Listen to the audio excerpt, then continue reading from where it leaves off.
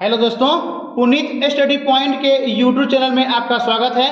दोस्तों, इस वीडियो में हम सुनेंगे एडियोफोरम में कंप्लीट फिजिक्स को जो लुसेंट बुक से लिया गया है। हर वीडियो की भांति इस वीडियो में भी जो भी इम्पोर्टेंट फैक्ट बनता है एग्जाम व्यू से इसमें शामिल किया गया है। अगर ये वीडियो आपको अच्छा लगे तो कृपया मेरे चैनल को सब्सक्राइब करें, बेल आइकन को दबा दें ताकि नोटिफिकेशन सबसे पहले आप तक पहुंचे। तो आइए बिना किसी देरी की अपने वीडियो को शुरू करते हैं। मात्रक दो प्रकार के होते हैं, मूल मात्रक और व्युत्पन्न मात्रक। मात्रक दो प्रकार के होते हैं, मूल मात्रक और व्युत्पन्न मात्रक। मूल मात्रक भी 7 प्रकार के होते हैं, मूल मात्रक भी 7 प्रकार के होते हैं। तो आइए अब जानते हैं कि वो कौन सा मूल मात्रक 7 हैं, साथ ही उनका हम एसआई मात्रक भी जानेंगे।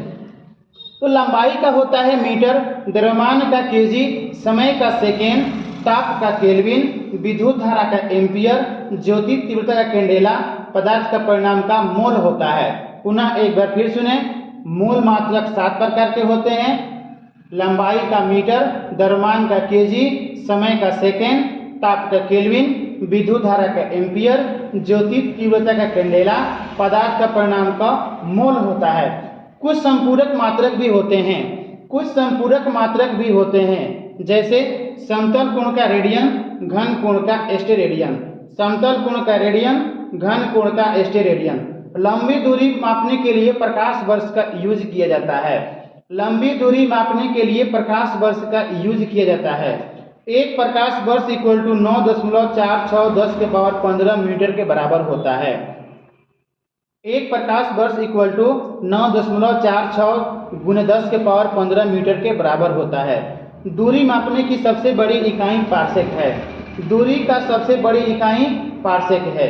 एक पार्सेक इक्वल टू 3.26 प्रकाश वर्ष के बराबर होता है और इसी को 3.08 × 1016 मीटर भी लिख सकते हैं। पुनः एक बार फिर सुने, दूरी का सबसे बड़ी इकाई पार्सेक होता है। एक पार्सेक इक्वल टू 3.26 प्रकाश वर्ष और इसी को 3.08 × 1016 मीटर भी हम लिख सकते हैं। बल की सीजीएस में मात्रक डाइन होता है, एसआई में न्यूटन होता है। बल की सीजीएस में मात्रक डाइन होता है, एसआई में न्यूटन होता है। 1 न्यूटन 10⁵ डाइन के बराबर होता है। 1 न्यूटन 10⁵ डाइन के बराबर होता है। कार्य की सीजीएस में अर्ग होता है, एसआई में जूल होता है। कार्य की सीजीएस में अर्ग होता है, एसआई में जूल होता है। 1 जूल 10⁷ अर्ग के बराबर होता है। 1 जूल 10⁷ अर्ग के बराबर होता है। अब हम जानेंगे 10 के घातों में जो संख्याएं दी रहती है उसको हम क्या बोलेंगे, जैसे डेसी, सेंटी, मिली, माइक्रो, नैनो, पिको, फेंटो, एंटो। पुनः एक बार फिर सुने, डेसी, सेंटी, मिली, माइक्रो, नैनो, पिको, फेंटो, एंटो। तो 10 के घात -1 को डेसी बोला जाता है। 10 के घात -2 को सेंटी बोला जाता है। 10 के घात -3 को मिली बोला जाता है। 10 के पावर -6 को माइक्रो बोला जाता है। 10 के घात -9 को नैनो बोला जाता है। 10 के घात -12 को पिको बोला जाता है। 10 के घात -15 को फेंटो बोला जाता है। 10 के घात -18 को एंटो बोला जाता है। पुनः एक बार फिर सुने, 10 के घात -1 को डेसी, 10 के घात -2 को सेंटी, 10 के घात -3 को मिली, 10 के घात -6 को माइक्रो, 10 के घात -9 को नैनो, 10 के घात -12 को पिको, 10 के घात -15 को फेंटो और 10 के घात -18 को एंटो के नाम से जाना जाता है। अब हम जानेंगे सदिश और अदिश के बारे में। तो सबसे पहले जानेंगे अदिश के बारे में। अदिश राशि में केवल परिणाम होता है, दिशा नहीं होती है। पुनः एक बार फिर सुने, अदिश राशि में केवल परिणाम होता है, दिशा नहीं होती है। इसका बेस्ट ट्रिक क्या है? उस आर्द्रता को चाबी दो। अदिश का ट्रिक क्या है?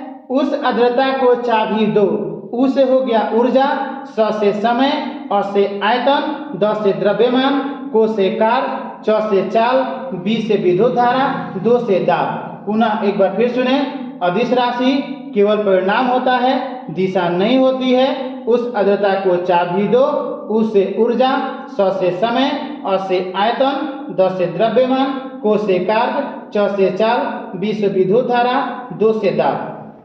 अब हम जानेंगे सदिश राशि। सदिश राशि में परिणाम और डायरेक्शन दोनों की आवश्यकता होती है। सदिश राशि में परिणाम और दिशा, दिशा बोले तो डायरेक्शन, दोनों की जरूरत होती है। इसका बेस्ट ट्रिक क्या है? विषुवत बल। इसका ट्रिक क्या है? विषुवत बल। तो विषु हो गया विस्थापन, त से त्वरण, ब से बल, व से पुनः एक बार फिर सुने, विषुवत बल, बी से विस्थापन, त से त्वरण, व से वेग और ब से बल। विस्थापन, दो बिंदुओं के बीच की न्यूनतम दूरी को विस्थापन कहा जाता है। विस्थापन, दो बिंदुओं के बीच की न्यूनतम दूरी को विस्थापन कहा जाता है। इसका भी एसआई मात्रक मीटर होता है। विस्थापन का एसआई मात्रक भी मीटर होता है। चाल, चाल इक्वल टू दूरी बटे समय, चाल इक्वल टू दूरी बटे समय, एसआई मीटर प्रति सेकेंड। चाल का एसआई क्या होता है? मीटर प्रति सेकेंड। वेग में परिवर्तन की दर को त्वरण कहा जाता है। वेग में परिवर्तन की दर को त्वरण कहा जाता है। त्वरण का एसआई मात्रक होता है मीटर प्रति सेकेंड स्क्वायर। त्वरण का एसआई मात्रक होता है मीटर प्रति सेकेंड स्क्वायर। अगर त्वरण का मान ऋणात्मक हो, अगर त्वरण का मान ऋणात्मक हो तो उसको मंदन बोला जाता है, उसको मंदन बोला जाता है। तोप से छूटा गोला, जहाज से गिरा बम, धनुष से निकला तीर का मार्ग कैसा होता है? परवलयाकार होता है। पुनः एक बार फिर सुने, तोप से छूटा गोला, जहाज से गिरा बम, धनुष से छूटा तीर का मार्ग कैसा होता है? परवलयाकार होता है। अर्थात ये प्रक्षेय गति का उदाहरण है। ये किस गति का उदाहरण है? प्रक्षेय गति का उदाहरण है। प्रक्षेय गति एक द्विविमीय गति होती है, अर्थात ये समतल में गति करती है, अर्थात ये समतल में गति करती है। अधिकतम दूरी के लिए हम क्या करेंगे? किसी वस्तु को फेंकना है तो 45 डिग्री का एंगल बनाकर फेंकेंगे, अर्थात अधिकतम दूरी तय कराना है तो 45 डिग्री का एंगल बनाकर फेंकेंगे। वृत्तीय गति एक त्वरित गति होती है। वृत्तीय गति एक त्वरित गति होती है क्योंकि उसका वेग की दिशा प्रत्येक बिंदु पर चेंज होता है। पुनः एक बार फिर सुने, वृत्तीय गति एक त्वरित गति होती है क्योंकि उसका वेग की दिशा प्रत्येक बिंदु पर चेंज होती है। रेखीय चाल इक्वल टू कोणीय चाल इंटू त्रिज्या। रेखीय चाल इक्वल टू कोणीय चाल इंटू त्रिज्या। न्यूटन का गति का प्रथम नियम, न्यूटन के गति का प्रथम नियम 1687 ईस्वी में, 1687 ईस्वी में न्यूटन ने अपनी पुस्तक प्रिंसिपिया में दिया था। न्यूटन का पुस्तक का क्या नाम था? प्रिंसिपिया। उन्होंने नियम कब लिखा अर्थात दिया? 1687 ईस्वी में। प्रथम नियम को गैलीलियो या जड़त्व का नियम भी कहा जाता है। प्रथम नियम को गैलीलियो या जड़त्व का नियम भी कहा जाता है। न्यूटन के फर्स्ट नियम से बल की परिभाषा मिलता है। न्यूटन के फर्स्ट नियम से बल की परिभाषा मिलता है। न्यूटन के द्वितीय नियम से बल का व्यंजक F इक्वल टू ma मिलता है। न्यूटन के द्वितीय नियम से बल का formula F equal to ma मिलता है। तृतीय नियम कहता है क्रिया प्रतिक्रिया, अर्थात प्रत्येक क्रिया के बराबर एक और विपरीत प्रक्रिया होती है। रॉकेट को उड़ाने में नाव से कूदने पर नाव का पीछे हटना, बंदूक चलाने वालों का पीछे की ओर धक्का लगना, सब तृतीय नियम का उदाहरण है। टक्कर से पहले और टक्कर का संवेग संरक्षित रहता है। टक्कर से पहले, टक्कर के बाद, टक्कर के पहले, टक्कर के बाद संवेग संरक्षित रहता है। आवेग इक्वल टू क्या होता है? बल इंटू समय अंतराल। आवेग इक्वल टू क्या होता है? बल इंटू समय अंतराल। अब हम जानेंगे अभिकेंद्रीय बल। अभिकेंद्रीय बल, इसमें बल वृत्त के केंद्र की ओर लगता है, अर्थात अंदर की ओर लगता है। अभिकेंद्रीय बल F इक्वल टू mv²/r होता है। पुनः एक बार फिर सुने, अभिकेंद्रीय बल, इसमें बल वृत्त के केंद्र की ओर, अंदर की ओर लगता है। अभिकेंद्रीय बल F इक्वल टू mv²/r होता है। एक होता है अपकेंद्रीय बल। एक होता है अपकेंद्रीय बल। इसमें बल वृत्त के केंद्र से बाहर की ओर लगता है। अपकेंद्रीय बल वृत्त के केंद्र से बाहर की ओर लगता है। इसके कुछ यंत्र है अपकेंद्रीय बल को समझाने के लिए, जैसे वॉशिंग मशीन, दूध से मक्खन निकालने वाला जो मशीन है, ये अपकेंद्रीय सिद्धांत पर काम करता है। ठीक है। बल आघूर्ण, बल आघूर्ण इक्वल टू होता है बल इंटू आघूर्ण भुजा। बल आघूर्ण इक्वल टू होता है बल इंटू आघूर्ण भुजा। सरल मशीन, सरल मशीन बल आघूर्ण के सिद्धांत पर काम करता है। सरल मशीन बल आघूर्ण के सिद्धांत पर काम करता है। अब हम जानेंगे उत्तोलक के बारे में। उत्तोलक 3 प्रकार के होते हैं। उत्तोलक 3 प्रकार के होते हैं। प्रथम श्रेणी का उत्तोलक, द्वितीय श्रेणी का उत्तोलक, तृतीय श्रेणी का उत्तोलक। अब हम जानेंगे प्रथम श्रेणी का उत्तोलक का कौन कौन सा एग्जाम्पल हो सकता है, जैसे कैंची, पिलास, कील उखाड़ने की मशीन, शीश झूला, साइकिल का ब्रेक, हैंड पंप। ये सब प्रथम श्रेणी का उत्तोलक है। पुनः एक बार फिर सुने। प्रथम श्रेणी का उत्तोलक कैंची, पिलास, कील उखाड़ने की मशीन, शीश झूला, साइकिल का ब्रेक, हैंड पंप। प्रथम श्रेणी का यांत्रिक लाभ क्या हो सकता है? तो यांत्रिक लाभ 1 या 1 के बराबर या 1 से कम हो सकता है। पुनः एक बार फिर सुने। प्रथम श्रेणी का उत्तोलक का यांत्रिक लाभ क्या होता है? 1 या 1 के बराबर या 1 से कम हो सकता है। अब हम जानेंगे द्वितीय श्रेणी का उत्तोलक, जैसे सरौता, नींबू निचोड़ने की मशीन, एक पहिया कूड़ा धोने वाली मशीन। पुनः एक बार फिर सुने। द्वितीय श्रेणी का उत्तोलक का एग्जाम्पल सरौता, नींबू निचोड़ने की मशीन, एक पहिया कूड़ा धोने वाली मशीन। इसका यांत्रिक लाभ क्या होता है? 1 से अधिक। यांत्रिक लाभ क्या होता है? 1 से अधिक। तृतीय श्रेणी का उत्तोलक चिमटा और मनुष्य का हाथ। तृतीय श्रेणी का उत्तोलक चिमटा या मनुष्य का हाथ। यांत्रिक लाभ हमेशा 1 से कम होता है। तृतीय श्रेणी का उत्तोलक का यांत्रिक लाभ हमेशा 1 से कम होता है। गुरुत्व केंद्र, गुरुत्व केंद्र वह बिंदु जहां वस्तु का समस्त भार काम करता है। पुनः एक बार फिर सुने। गुरुत्व केंद्र वह बिंदु जहां वस्तु का समस्त भार काम करता है। अब हम जानेंगे कार्य, ऊर्जा एवं शक्ति। तो कार्य इक्वल टू होता है W, अर्थात W बराबर Fs। पुनः एक बार फिर सुने। कार्य बोले तो W और W इक्वल टू Fs। इनके बीच में कोई एंगल बनता हो तो W बराबर Fs cos थीटा। W बराबर Fs cos थीटा होता है। कार्य करने की क्षमता को ऊर्जा कहा जाता है। कार्य करने की क्षमता को ऊर्जा कहा जाता है। कार्य द्वारा प्राप्त ऊर्जा यांत्रिक ऊर्जा कहलाती है। कार्य द्वारा प्राप्त ऊर्जा यांत्रिक ऊर्जा कहलाती है। ये 2 होते हैं। यांत्रिक ऊर्जाएं भी 2 होती है, गतिज ऊर्जा, स्थितिज ऊर्जा। गतिज ऊर्जा, स्थितिज ऊर्जा। गति के कारण कार्य करने की जो क्षमता आता है उसको हम गतिज ऊर्जा कहते हैं। पुनः एक बार फिर सुने। गतिज ऊर्जा, गति के कारण कार्य करने की जो क्षमता आती है उसको हम गतिज ऊर्जा बोलते हैं। गतिज ऊर्जा का फॉर्मूला क्या होता है? 1/2 mv²। गतिज ऊर्जा का फॉर्मूला 1/2 mv²। स्थितिज ऊर्जा, स्थिति के कारण कार्य करने की क्षमता जो आता है, स्थितिज ऊर्जा, स्थिति के कार्य करने की जो क्षमता आता है उसको हम स्थितिज ऊर्जा बोलते हैं। स्थितिज ऊर्जा का फॉर्मूला होता है mgh। स्थितिज ऊर्जा का फॉर्मूला होता है mgh। ऊर्जा संरक्षण का नियम, ऊर्जा संरक्षण का नियम। ऊर्जा न तो हम नष्ट कर सकते और न ही उत्पन्न कर सकते हैं। पुनः एक बार फिर सुने।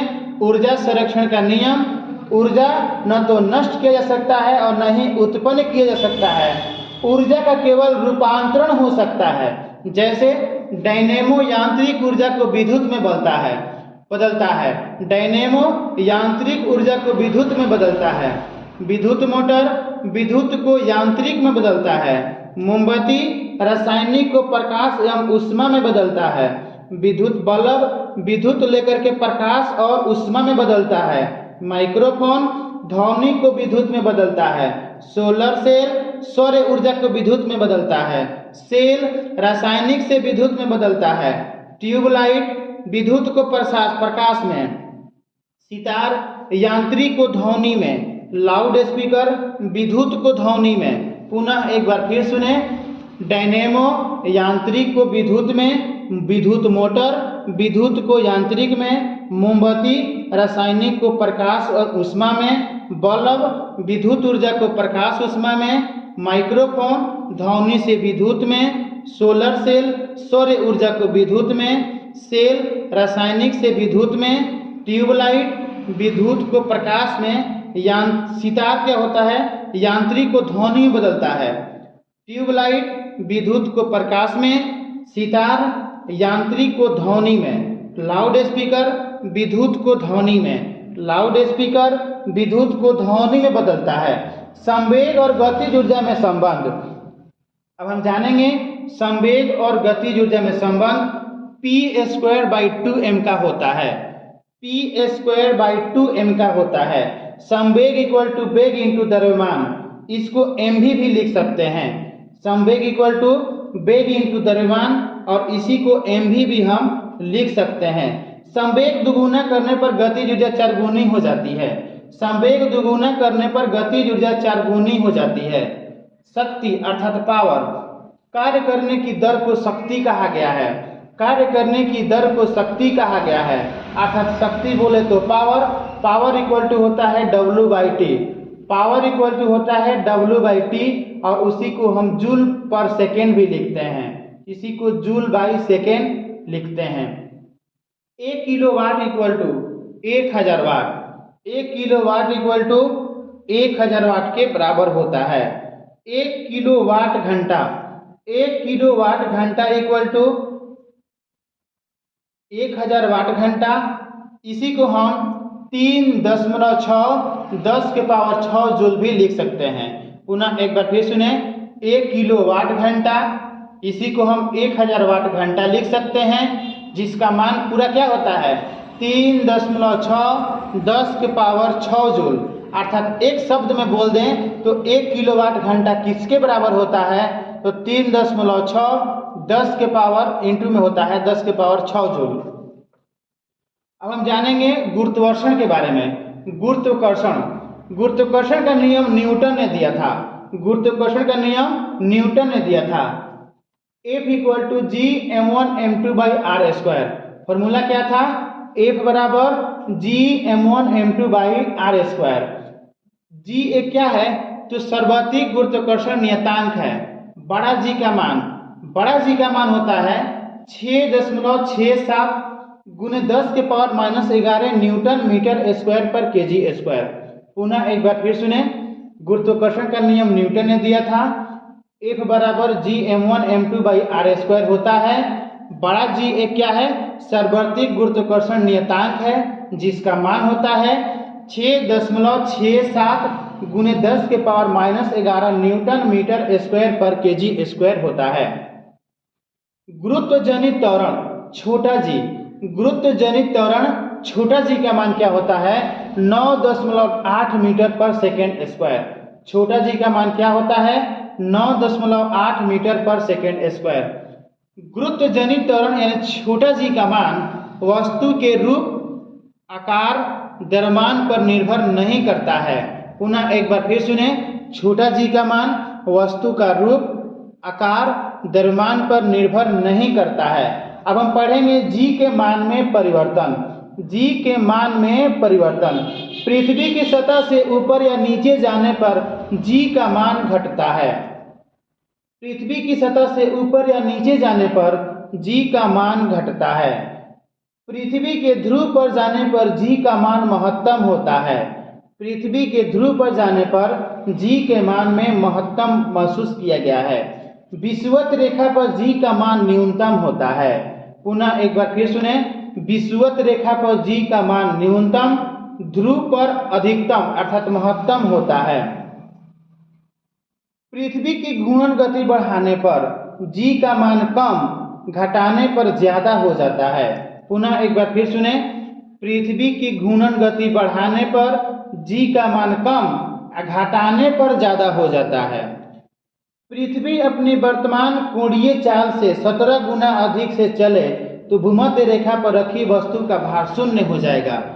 पुनः एक बार फिर सुने, पृथ्वी अपनी वर्तमान कोणीय चाल से 17 गुना अधिक चाल से चले तो भूमध्य रेखा पर रखी वस्तु का भार शून्य हो जाएगा। अब हम पढ़ेंगे लिफ्ट में स्थित पिंड का भार। लिफ्ट में स्थित पिंड का भार, जब लिफ्ट ऊपर जाएगी तब पिंड का भार बढ़ा हुआ प्रतीत होगा, जब नीचे आएगी तो घटा हुआ प्रतीत होगा।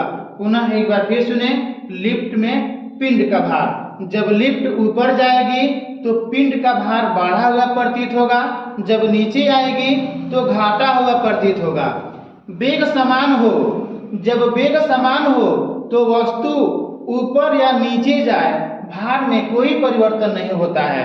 पुनः एक बार फिर सुने, वेग समान हो तो वस्तु ऊपर जाए या नीचे जाए, भार में कोई परिवर्तन नहीं होता है। नीचे उतरते समय लिफ्ट की डोरी टूट जाए, नीचे उतरते समय लिफ्ट की डोरी टूट जाए तो यह भारहीनता की स्थिति उत्पन्न होती है। यहाँ पे ठीक है, पिंड का भार शून्य हो जाता है, अर्थात स्पष्ट रूप से कहा जाए तो भारहीनता की स्थिति में वस्तु का जो पिंड होता है उसका भार शून्य हो जाता है। भारहीनता की स्थिति में पिंड का भार शून्य हो जाता है। नीचे उतरते समय लिफ्ट का त्वरण गुरुत्वीय त्वरण से अधिक हो, नीचे उतरते समय लिफ्ट का त्वरण गुरुत्वीय त्वरण से अधिक हो तो लिफ्ट में स्थित पिंड उसके फर्श से उठकर छत से जा लगेगा। अब हम जानेंगे केपलर ग्रहों का नियम। तो ग्रहों का नियम केपलर ने दिया था, ग्रहों का नियम केपलर ने दिया था। उन्होंने कहा था प्रत्येक ग्रह सूर्य की दीर्घ वृत्ताकार कक्षा में घूमता है तथा सूर्य ग्रह की कक्षा के एक फोकस पर स्थित है। पुनः एक बार फिर सुने, ग्रहों का नियम केपलर ने दिया था। उन्होंने कहा था प्रत्येक ग्रह सूर्य की दीर्घ वृत्ताकार कक्षा में घूमता है तथा सूर्य ग्रह की कक्षा के एक फोकस पर स्थित होता है। सूर्य के निकटतम ग्रह बुध की परिक्रमण काल 88 दिन, दूरस्थ ग्रह वरुण का परिक्रमण काल 165 दिन का होता है। पुनः एक बार फिर सुने, सूर्य के निकटतम ग्रह बुध की परिक्रमण काल 88 दिन, दूरस्थ ग्रह वरुण ग्रह का परिक्रमण काल 165 दिन का होता है। उपग्रह, अब हम जानेंगे उपग्रह के बारे में। किसी ग्रह के चारों ओर परिक्रमा करने वाले पिंड को उपग्रह कहा जाता है। पुनः एक बार फिर सुने, किसी ग्रह के चारों ओर परिक्रमा करने वाले पिंड को उपग्रह कहा जाता है। जैसे चंद्रमा पृथ्वी का एक उपग्रह है, चंद्रमा पृथ्वी का एक उपग्रह है। अब हम पढ़ेंगे उपग्रह का कक्षीय चाल। पुनः एक बार फिर सुने, उपग्रह का कक्षीय चाल। उपग्रह का कक्षीय चाल ऊंचाई पर निर्भर करता है, द्रव्यमान पर निर्भर नहीं करता है। पुनः एक बार फिर सुने, उपग्रह का कक्षीय चाल ऊंचाई पर निर्भर करता है, द्रव्यमान पर निर्भर नहीं करता है। अधिकतम ऊंचाई हो तो चाल उतनी ही कम होगा। पुनः एक बार फिर सुने, अभी हम बताए हैं कि उपग्रह का कक्षीय चाल ऊंचाई पर निर्भर करता है, द्रव्यमान पर निर्भर नहीं करता है। तो ऊंचाई पर कैसे निर्भर करता है? तो अधिकतम ऊंचाई तो चाल उतनी ही कम, द्रव्यमान पर निर्भर नहीं करता है, अर्थात एक ही त्रिज्या के कक्षा में भिन्न भिन्न द्रव्यमानों की चाल समान होती है। एक ही त्रिज्या के कक्षा में भिन्न भिन्न द्रव्यमानों की चाल समान होती है। उपग्रह का परिक्रमण काल ऊंचाई पर निर्भर करता है, केवल उपग्रह का परिक्रमण काल केवल ऊंचाई पर निर्भर करता है। अधिकतम ऊंचाई, अधिकतम परिक्रमण काल द्रव्यमान पर निर्भर नहीं करता है। स्पष्ट रूप से कहा जाए तो उपग्रह का कक्षीय चाल ऊंचाई पर निर्भर करता है, द्रव्यमान पर नहीं, और उपग्रह का परिक्रमण काल ऊंचाई पर निर्भर करता है, केवल द्रव्यमान पर नहीं करता है।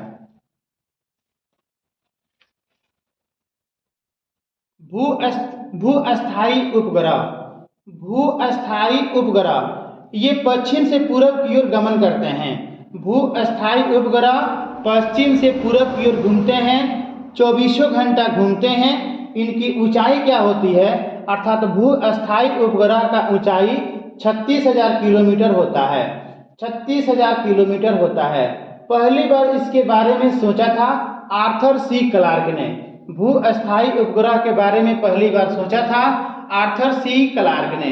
पलायन वेग का मान कितना होता है, 11.2 किलोमीटर प्रति सेकेंड। पलायन वेग का मान क्या होता है, 11.2 किलोमीटर प्रति सेकेंड। अब हम पढ़ेंगे उपग्रहों के लिए कक्षीय वेग। उपग्रहों के लिए कक्षीय वेग रूट अंदर GR होता है। पृथ्वी तल के पलायन वेग, पृथ्वी तल से पलायन वेग। अब हम जानेंगे पृथ्वी तल से पलायन वेग रूट अंदर 2GR, अर्थात पलायन वेग कक्षीय वेग का रूट 2 गुना होता है। स्पष्ट रूप से जान ले, पलायन वेग कक्षीय वेग का रूट 2 गुना होता है। यदि किसी उपग्रह का कक्षीय वेग रूट 2 गुना अर्थात 41% बढ़ा दिया जाए तो उपग्रह अपनी कक्षा छोड़कर पलायन कर जाएगा। पुनः एक बार फिर सुने, पलायन वेग कक्षीय वेग का रूट 2 गुना होता है। यदि किसी उपग्रह का कक्षीय वेग रूट 2 गुना 41 गुना बढ़ा दिया जाए तो उपग्रह अपनी कक्षा छोड़कर पलायन कर जाएगा। अब हम जानेंगे दाब के बारे में। एकांक क्षेत्रफल पर लगने वाले बल को दाब कहा जाता है। एकांक क्षेत्रफल पर लगने वाले बल को दाब कहा जाता है। P = F/A होता है। P = F/A होता है। SI क्या होता है, न्यूटन पर मीटर स्क्वायर।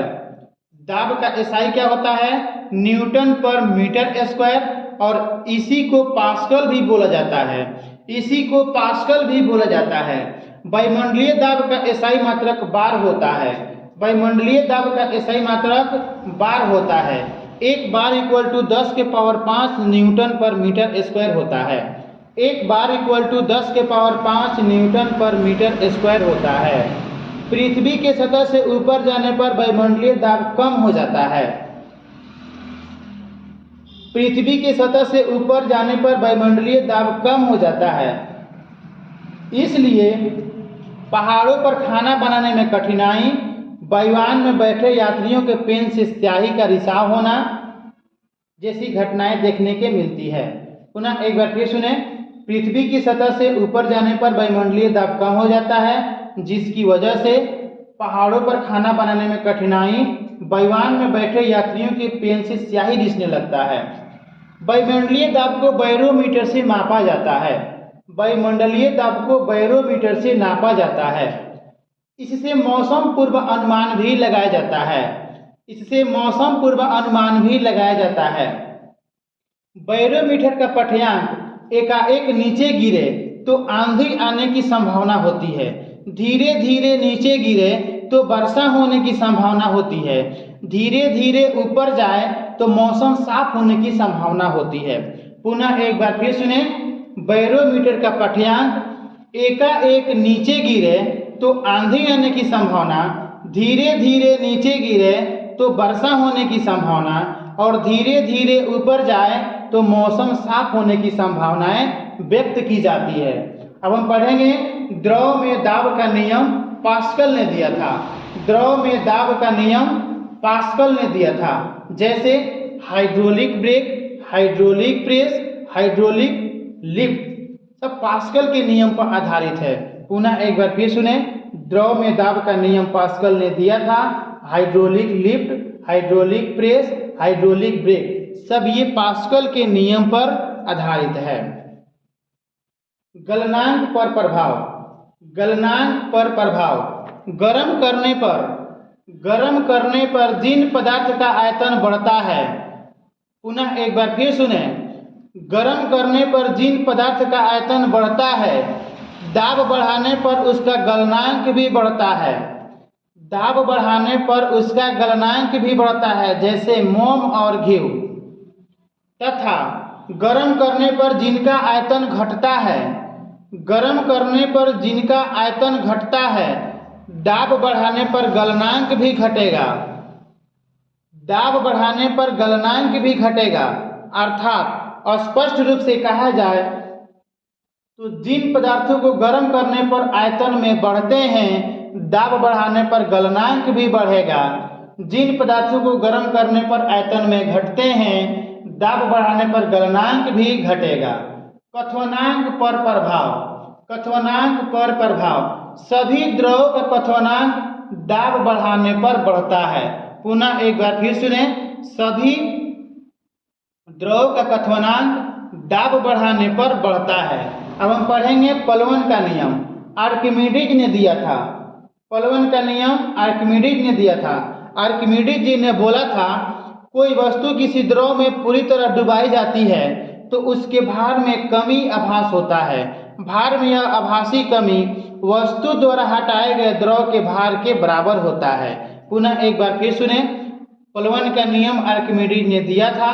उन्होंने कहा था, कोई वस्तु किसी द्रव में पूरी तरह डुबोई जाती है तो उसके भार में कमी आभास होता है। भार में यह आभासी कमी वस्तु द्वारा हटाए गए द्रव के भार के बराबर होता है। डेंसिटी, डेंसिटी बोले तो घनत्व। घनत्व इक्वल टू होता है द्रव्यमान बटे आयतन। घनत्व इक्वल टू होता है द्रव्यमान बटे आयतन। एसआई मतलब क्या होता है तो केजी पर मीटर क्यूब। केजी पर मीटर क्यूब, या इसी को केजी मीटर के पावर -3 भी लिख सकते हैं। अपेक्षित घनत्व। अपेक्षित घनत्व निकालने के लिए क्या करेंगे तो वस्तु का घनत्व बटे 4 डिग्री पानी का घनत्व। पुनः एक बार फिर सुने, अपेक्षित घनत्व निकालने के लिए क्या करेंगे, वस्तु का घनत्व बटे 4 डिग्री सी पर पानी का घनत्व। अपेक्षित घनत्व एक अनुपात होता है। अपेक्षित घनत्व एक अनुपात होता है, इसका कोई मात्रक नहीं होता है। अपेक्षित घनत्व का कोई मात्रक नहीं होता है। घनत्व को हम हाइड्रोमीटर से नापते हैं। घनत्व को हम हाइड्रोमीटर से नापते हैं। सामान्य जल की अपेक्षा समुद्र में तैरना आसान होता है। सामान्य जल की अपेक्षा समुद्र में तैरना आसान होता है, क्योंकि समुद्र की पानी की घनत्व अधिक होता है। क्योंकि समुद्र की पानी की घनत्व अधिक होता है। बर्फ समुद्र में तैरता है तो उसका आयतन का 1/10 भाग ऊपर रहता है। बर्फ समुद्र में तैरता है तो उसका आयतन का 1/10 भाग ऊपर रहता है। पानी में बर्फ तैर रहा है। पानी में बर्फ तैर रहा है। पिघलने पर तल में कोई परिवर्तन नहीं होगा। पिघलने पर तल में कोई परिवर्तन नहीं होगा। नमक वाला घोल का घनत्व अधिक होता है। नमक वाला घोल का घनत्व अधिक होता है, इसलिए उसमें हम अंडा को भी तैरा सकते हैं। दूध की शुद्धता लैक्टोमीटर या दूधमापी से की जाती है। दूध की शुद्धता लैक्टोमीटर या दूधमापी से की जाती है। मीत केंद्र, उत्प्लावन केंद्र से जाने वाली रेखा, गुरुत्व केंद्र से जाने वाली रेखा जिस बिंदु पर काटती है वही मित्र केंद्र होता है। पुनः एक बार फिर सुने, मित केंद्र, उत्प्लावन केंद्र से जाने वाली रेखा, गुरुत्व केंद्र से जाने वाली रेखा को जिस बिंदु पर काटते हैं वही होता है मित केंद्र। अब हम पढ़ेंगे पृष्ठ तनाव। पृष्ठ तनाव, संसर्जक बल।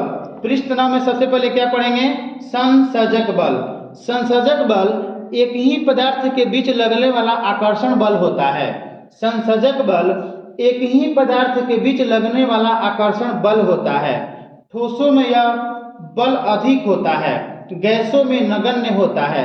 संसर्जक बल ठोसों में अधिक, गैसों में नगण्य होता है। अब हम जानेंगे असंसर्जक बल।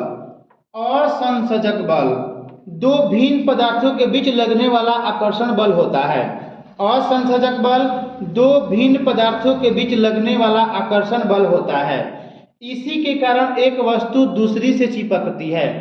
असंसर्जक बल की वजह से ही एक वस्तु दूसरी से चिपकती है। द्रव का ताप बढ़ाने पर पृष्ठ तनाव कम हो जाता है। क्रांतिक ताप पर शून्य हो जाता है। द्रव का ताप बढ़ाने पर पृष्ठ तनाव कम होता है, क्रांतिक ताप पर शून्य हो जाता है। अब हम जानेंगे केशनली। केशनली जिसकी त्रिज्या बहुत कम तथा एक समान होती है, खोखली होती है, पुनः एक बार फिर सुने, कृष्णनली जिसकी त्रिज्या बहुत कम एक समान होती है और वह खोखली होती है। संकीर्ण नली में द्रव का चढ़ाव अधिक होता है, फैलाव में कम होता है। संकीर्ण नली में द्रव का चढ़ाव अधिक होता है, फैलाव में कम होता है। ये त्रिज्या पर निर्भर करता है। अब हम जानेंगे केशिकत्व के उदाहरण। केशिकत्व के उदाहरण, ब्लॉटिंग पेपर का सूखना, लालटेन में तेल का चढ़ना, पेड़ों में जल का चढ़ना। पुनः एक बार फिर सुने, केशिकत्व के उदाहरण, ब्लॉटिंग पेपर का सूखना, लालटेन में तेल का चढ़ना, पेड़ों में जल का चढ़ना। साबुन डिटर्जेंट जल का पृष्ठ तनाव कम कर देते हैं। साबुन डिटर्जेंट जल का पृष्ठ तनाव कम कर देते हैं। पानी में मिट्टी तेल डालने पर पृष्ठ तनाव कम हो जाता है। पानी में मिट्टी तेल डालने पर पृष्ठ तनाव कम हो जाता है। गरम सूप स्वादिष्ट लगते हैं। गरम सूप स्वादिष्ट लगते हैं क्योंकि गरम द्रव का पृष्ठ तनाव कम होता है। अब हम जानेंगे श्यानता। श्यानता केवल द्रव और गैसों का गुण होता है। श्यानता केवल द्रव और गैसों का गुण होता है। ठोसों में श्यानता नहीं होता है। ठोसों में श्यानता नहीं होता है। आदर्श तरल की श्यानता शून्य होती है। आदर्श तरल की श्यानता शून्य होती है। सीमांत वेग। सीमांत वेग वस्तु की त्रिज्या के अनुकरणपाती होती है। पुनः एक बार फिर सुने, सीमांत वेग वस्तु की त्रिज्या के अनुकरणपाती होती है। इसलिए बड़ी वस्तु अधिक वेग से, छोटी वस्तु कम वेग से गिरती है। पुनः एक बार फिर सुने, सीमांत वेग वस्तु की त्रिज्या के अनुकरणपाती होती है। इसीलिए बड़ी वस्तु अधिक वेग से, छोटी वस्तु कम वेग से गिरती है। बर्नौली का प्रमेय बेटुरीमीटर पर आधारित है। बर्नौली का प्रमेय बेटुरीमीटर। विकृति। विकृति इक्वल टू होता है छोटा एल बाई बड़ा एल। विकृति इक्वल टू छोटा एल बाई बड़ा एल। प्रतिबल प्रति एकांक क्षेत्रफल पर लगाए गए बल होता है। प्रतिबल प्रति एकांक क्षेत्रफल पर लगने वाला बल होता है। यंग का प्रत्यवस्था गुणांक। यंग का प्रत्यवस्था गुणांक इक्वल टू होता है अनुदैर्ध्य प्रतिबल बटे अनुदैर्ध्य विकृति। यंग का प्रत्यवस्था गुणांक इक्वल टू होता है अनुदैर्ध्य प्रतिबल बटे अनुदैर्ध्य विकृति। सरल आवर्त गति को पढ़ेंगे। सरल आवर्त गति। आवर्तकाल एक दोलन पूरा करने में लगा समय होता है। आवर्तकाल एक दोलन पूरा करने में लगा समय होता है। आवृत्ति कंपन करने वाली वस्तु।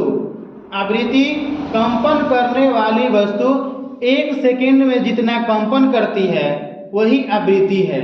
आवृत्ति का एसआई मात्रक हर्ट्ज होता है।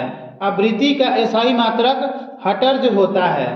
आवृत्ति अगर n हो तथा आवर्तकाल t हो, आवृत्ति अगर n हो आवर्तकाल t हो तो n इक्वल टू 1/t हो जाता है। n इक्वल टू 1/t हो जाता है। अब हम पढ़ेंगे सरल लोलक का आवर्तकाल। सरल लोलक का आवर्तकाल इक्वल टू t। t बराबर क्या होता है 2 पाई रूट अंदर छोटा l बाई जी। पुनः एक बार फिर सुने, सरल लोलक का आवर्तकाल t equal to 2 pi root under छोटा l बाई जी। छोटा जी, छोटा l क्या है डोरी की लंबाई और छोटा जी क्या है तो गुरुत्व त्वरण। इसका निष्कर्ष क्या है, लंबाई बढ़ेगा तो t भी बढ़ेगा, अर्थात l बोले तो डोरी की लंबाई बढ़ेगी तो t भी बढ़ेगी। यही कारण है कि झूला झूलते समय खड़ा होने पर जल्दी जल्दी दोलन करता है। पुनः एक बार फिर सुने, जब l अर्थात लंबाई बढ़ेगा तो टाइम बढ़ेगा, लंबाई बढ़ेगा तो टाइम बढ़ेगा। यही कारण है कि झूला झूलते समय खड़ा होने पर झूला जल्दी जल्दी दोलन करने लगता है। गुरुत्व केंद्र ऊपर उठ जाता है और प्रभावी लंबाई घट जाती है। झूला का आवर्तकाल भी घट जाता है। अब हम पढ़ेंगे आवर्तकाल।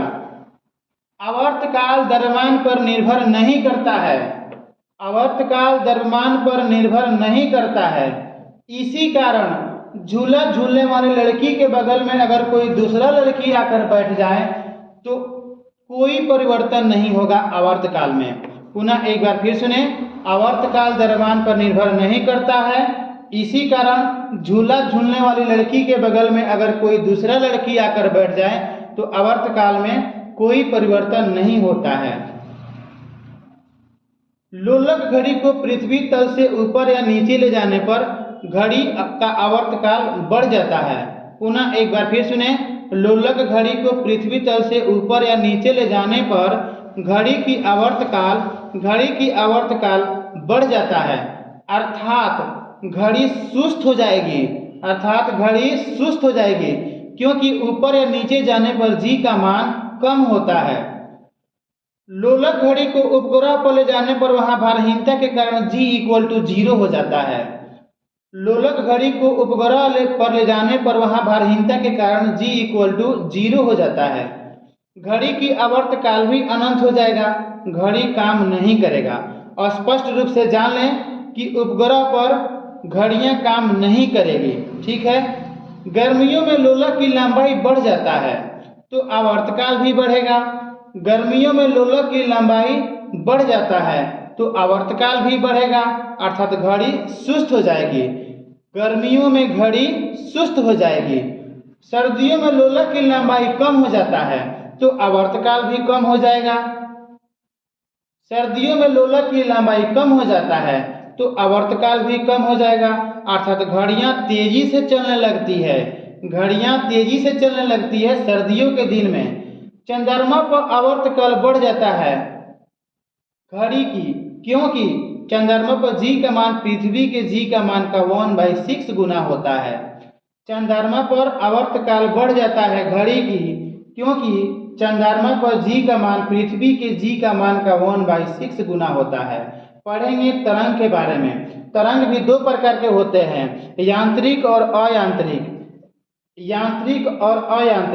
यांत्रिक तरंग किसी पदार्थिक माध्यम ठोस, द्रव, गैस में होता है। यांत्रिक तरंग किसी पदार्थिक माध्यम ठोस, द्रव, गैस में होता है। ये भी दो होते हैं, अनुदैर्ध्य तरंग, अनुप्रस्थ तरंग। अनुदैर्ध्य तरंग बोले तो ध्वनि, अनुप्रस्थ तरंग बोले तो प्रकाश। पुनः एक बार फिर सुने, अनुदैर्ध्य तरंग ध्वनि समानांतर गमन करती है, अनुप्रस्थ तरंग प्रकाश लंबवत गमन करता है। अयांत्रिक तरंग निर्वात में गमन करती है, नो माध्यम, कोई माध्यम की जरूरत नहीं होती है। अयांत्रिक तरंग निर्वात में गमन करती है, कोई माध्यम की जरूरत नहीं होती है। अयांत्रिक तरंग या विद्युत चुंबकीय तरंग एक ही बात है। अयांत्रिक तरंग या विद्युत चुंबकीय तरंग एक ही बात है। सभी विद्युत चुंबकीय तरंग एक ही चाल से चलती है, अर्थात प्रकाश के चाल के बराबर। पुनः एक बार फिर सुने, सभी विद्युत चुंबकीय तरंग एक ही चाल से चलती है, अर्थात प्रकाश के चाल के बराबर। सभी विद्युत चुंबकीय तरंग फोटॉन की बनी होती है। पुनः एक बार फिर सुने, सभी विद्युत चुंबकीय तरंग फोटॉन की बनी होती है। इसका तरंगदैर्ध्य परिसर कितना होता है? तो 10⁻⁻14 से 10⁻⁴ मीटर तक। 10⁻⁻14 से 10⁻⁴ मीटर तक। विद्युत चुंबकीय तरंग के गुण को जानेंगे। विद्युत चुंबकीय तरंग की गुण को जानेंगे। विद्युत चुंबकीय तरंग उदासीन होती है, अनुप्रस्थ होती है, प्रकाश के वेग के समान जा सकती है, उसके पास संवेग और ऊर्जा होता है। इसका अवधारणा मैक्सवेल ने दिया था। पुनः एक बार फिर सुने, विद्युत चुंबकीय तरंग का गुण उदासीन होता है, अनुप्रस्थ होता है, प्रकाश के वेग के समान गमन कर सकता है, उसके पास एनर्जी होती है, संवेग होता है। इसका अवधारणा मैक्सवेल ने दिया था। तरंग चाल n लैम्डा होता है। तरंग चाल भी बोले तो n लैम्डा होता है। n आवृत्ति लैम्डा तरंगदैर्ध्य को दर्शाता है। विद्युत चुंबकीय तरंग नहीं है, अर्थात अल्फा, बीटा, कैथोड, कैनाल, ये क्या है? तो विद्युत चुंबकीय तरंग नहीं है। पुनः एक बार फिर सुने, अल्फा, बीटा, कैथोड, कैनाल, ध्वनि, प्राश्रय, ये विद्युत चुंबकीय तरंग नहीं है। गामा किरण की खोज करता है पॉल विलार्ड। गामा किरण की खोज करता है पॉल विलार्ड। गामा किरण की भेदन क्षमता अधिक होता है। गामा किरण की भेदन क्षमता अधिक होता है। इसका नामकरण रदरफोर्ड ने किया था। नामकरण किसने किया था? रदरफोर्ड ने। एक्स किरण खोज करता है रोंटजन। एक्स किरण खोज करता है रोंटजन। ये चिकित्सा क्षेत्र में यूज होता है। पराबैंगनी किरण खोज करता है रीटर। पराबैंगनी खोज करता है रीटर। इसका सेकाई और बैक्टीरिया नष्ट में यूज होता है। दृश्य विकिरण खोज करता है न्यूटन। दृश्य विकिरण खोज करता है न्यूटन।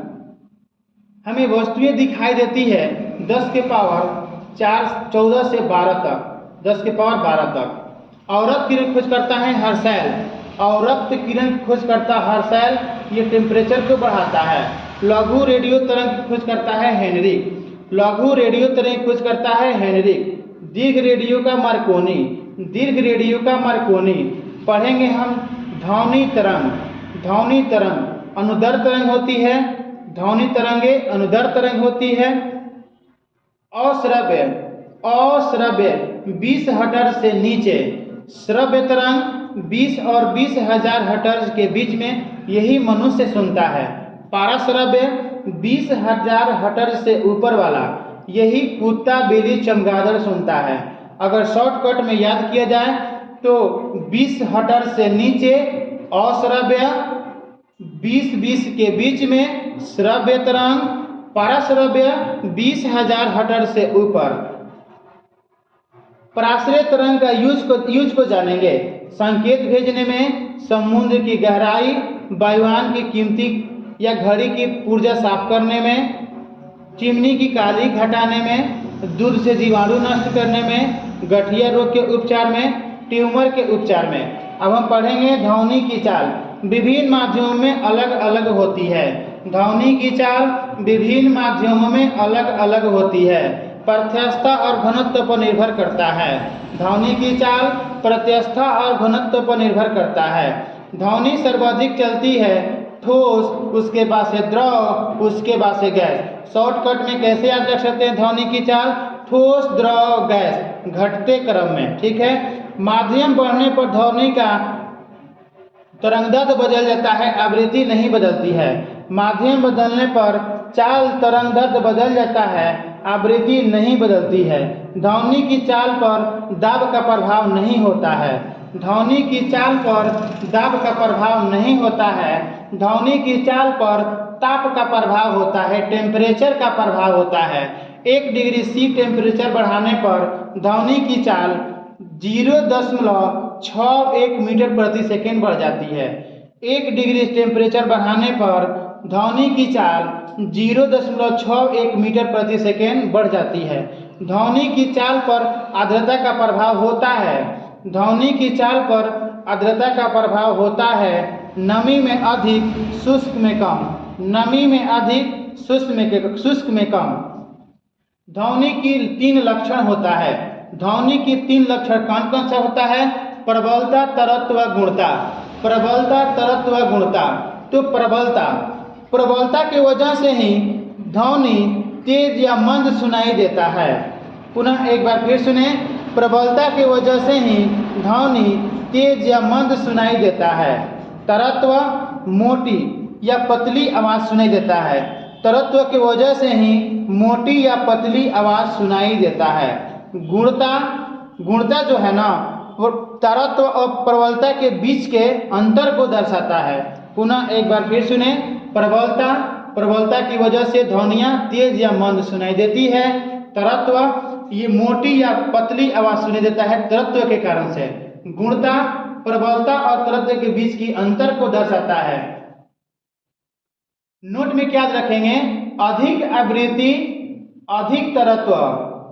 अधिक आवृत्ति, अधिक तरत्व, पतली आवाज आएगा। अर्थात आवृत्ति अधिक, तरत्व अधिक, पतली आवाज आएगा। आवृत्ति कम, तरत्व कम, मोटी आवाज आएगा। आवृत्ति कम, तरत्व कम, मोटी आवाज आएगा। अर्थात तरत्व आवृत्ति पर निर्भर करता है। इससे स्पष्ट होता है कि तरत्व आवृत्ति पर निर्भर करता है। ध्वनि की तीव्रता व्यक्त करने की सबसे बड़ा मात्रक होता है बेल होता है। ठीक है। छोटा में होता है डेसिबल। छोटा में होता है डेसिबल। मनुष्य का अधिकतम श्रव्य सीमा कितना है? 95 dB। मनुष्य का अधिकतम श्रव्य सीमा कितना है? 95 dB। इससे ज़्यादा मनुष्य नहीं सुन सकेगा। प्रतिध्वनि के लिए न्यूनतम दूरी कितना होता है? 17 मीटर। प्रतिध्वनि का न्यूनतम दूरी कितना होता है? 17 मीटर। एक्यूरेट की बात किया जाए 16.6 मीटर। एक्यूरेट की बात किया जाए 16.6 मीटर। ध्वनि का कान पर प्रभाव कितना होता है? 1/10 सेकेंड। कान पर ध्वनि का प्रभाव कितना होता है?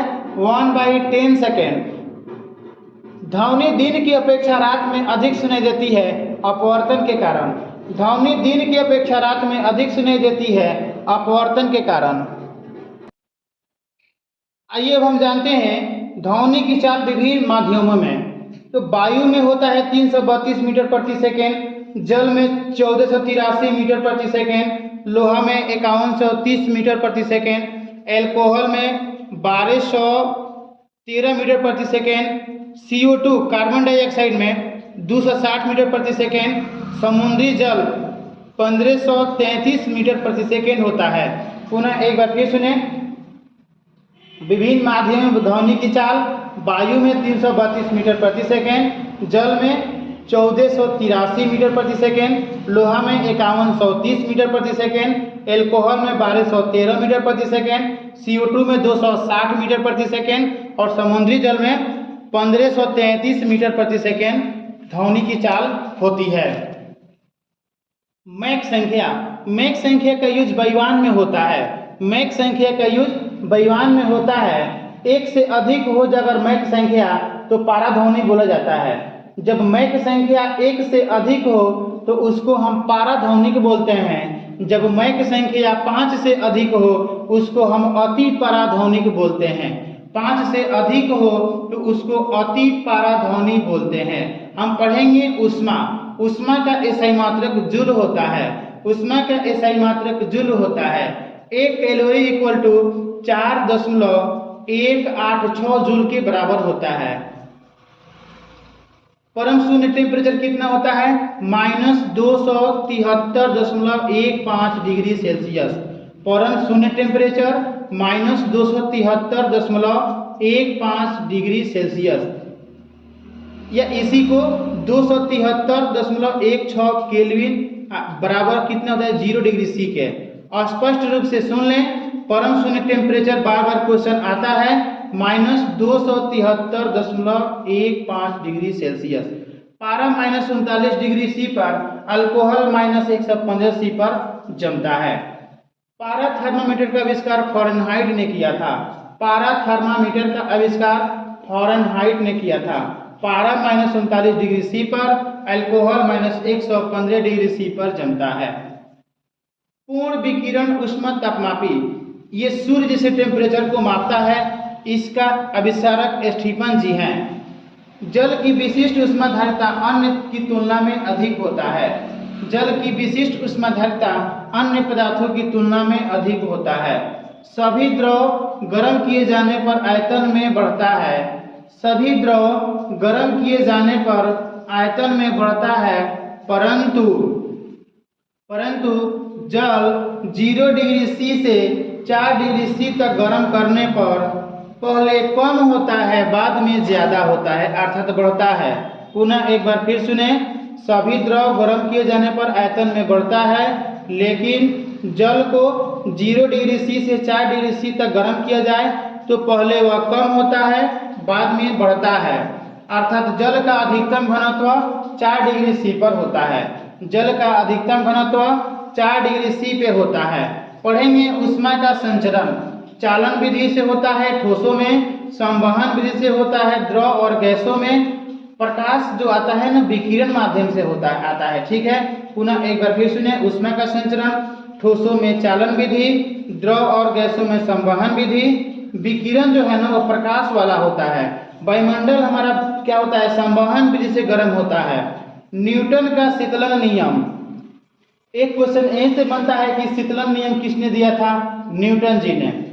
समान अवस्थाएं बनाए रखने पर विकिरण द्वारा किसी वस्तु के ठंडे होने की दर वस्तु तथा उसके चारों ओर के माध्यम के तापांतर के अनुपाती होती है। अर्थात जैसे जैसे वस्तु ठंडी होती है उसका ठंडी होने की दर भी कम होता जाता है। किरचॉफ ने कहा था अच्छे अवशोषक ही अच्छे उत्सर्जक होते हैं। किरचॉफ ने कहा था अच्छे अवशोषक ही अच्छे उत्सर्जक होते हैं। अर्थात एक काली एक सफेद वस्तु समान टेम्परेचर पर गर्म करके अंधेरा कमरे में रख दिया जाए तो काली वस्तु ज्यादा चमकेगी, काली वस्तु ज्यादा चमकेगी। पुनः एक बार फिर सुने, अच्छे अवशोषक ही अच्छे उत्सर्जक होते हैं। किसने बोला था? तो किरचॉफ जी ने बोला था। और उन्होंने और कहा था एक काली एक सफेद वस्तु समान ताप पर गर्म करके अंधेरा कमरा में रख दिया जाए, काली वस्तु ज्यादा चमकेगी। जो पदार्थ ठोस से द्रव में बदलने पर सिकुड़ते हैं, जो पदार्थ ठोस से द्रव में बदलने पर सिकुड़ते हैं उसका गलनांक दाब बढ़ाने पर घटता है। अशुद्धि मिलाने से गलनांक घटता है, अशुद्धि मिलाने से गलनांक घटता है। संघनन, वाष्प का द्रव में बदलना संघनन कहलाता है। वाष्प का द्रव में बदलना संघनन कहलाता है। दाब बढ़ाने पर क्वथनांक बढ़ता है, घटाने पर घटता है। दाब बढ़ाने पर क्वथनांक बढ़ता है, घटाने पर घटता है। प्रेशर कुकर में जल का क्वथनांक बढ़ जाता है, इसीलिए खाना जल्द पक जाता है। प्रेशर कुकर में जल का क्वथनांक बढ़ जाता है, इसीलिए खाना जल्द पक जाता है। पहाड़ों पर दाब कम होने से क्वथनांक अर्थात 100 डिग्री से नीचे आ जाता है, इसलिए खाना बनाने में देरी होता है। पहाड़ों पर दाब कम होने से क्वथनांक 100 डिग्री से कम हो जाता है, घट जाता है, इसलिए खाना बनाने में वहाँ कठिनाइयाँ होती है।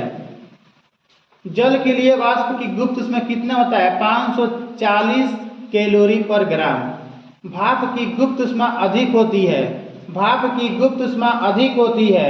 वाष्पीकरण, द्रव का वाष्प में बदलना वाष्पीकरण कहलाता है।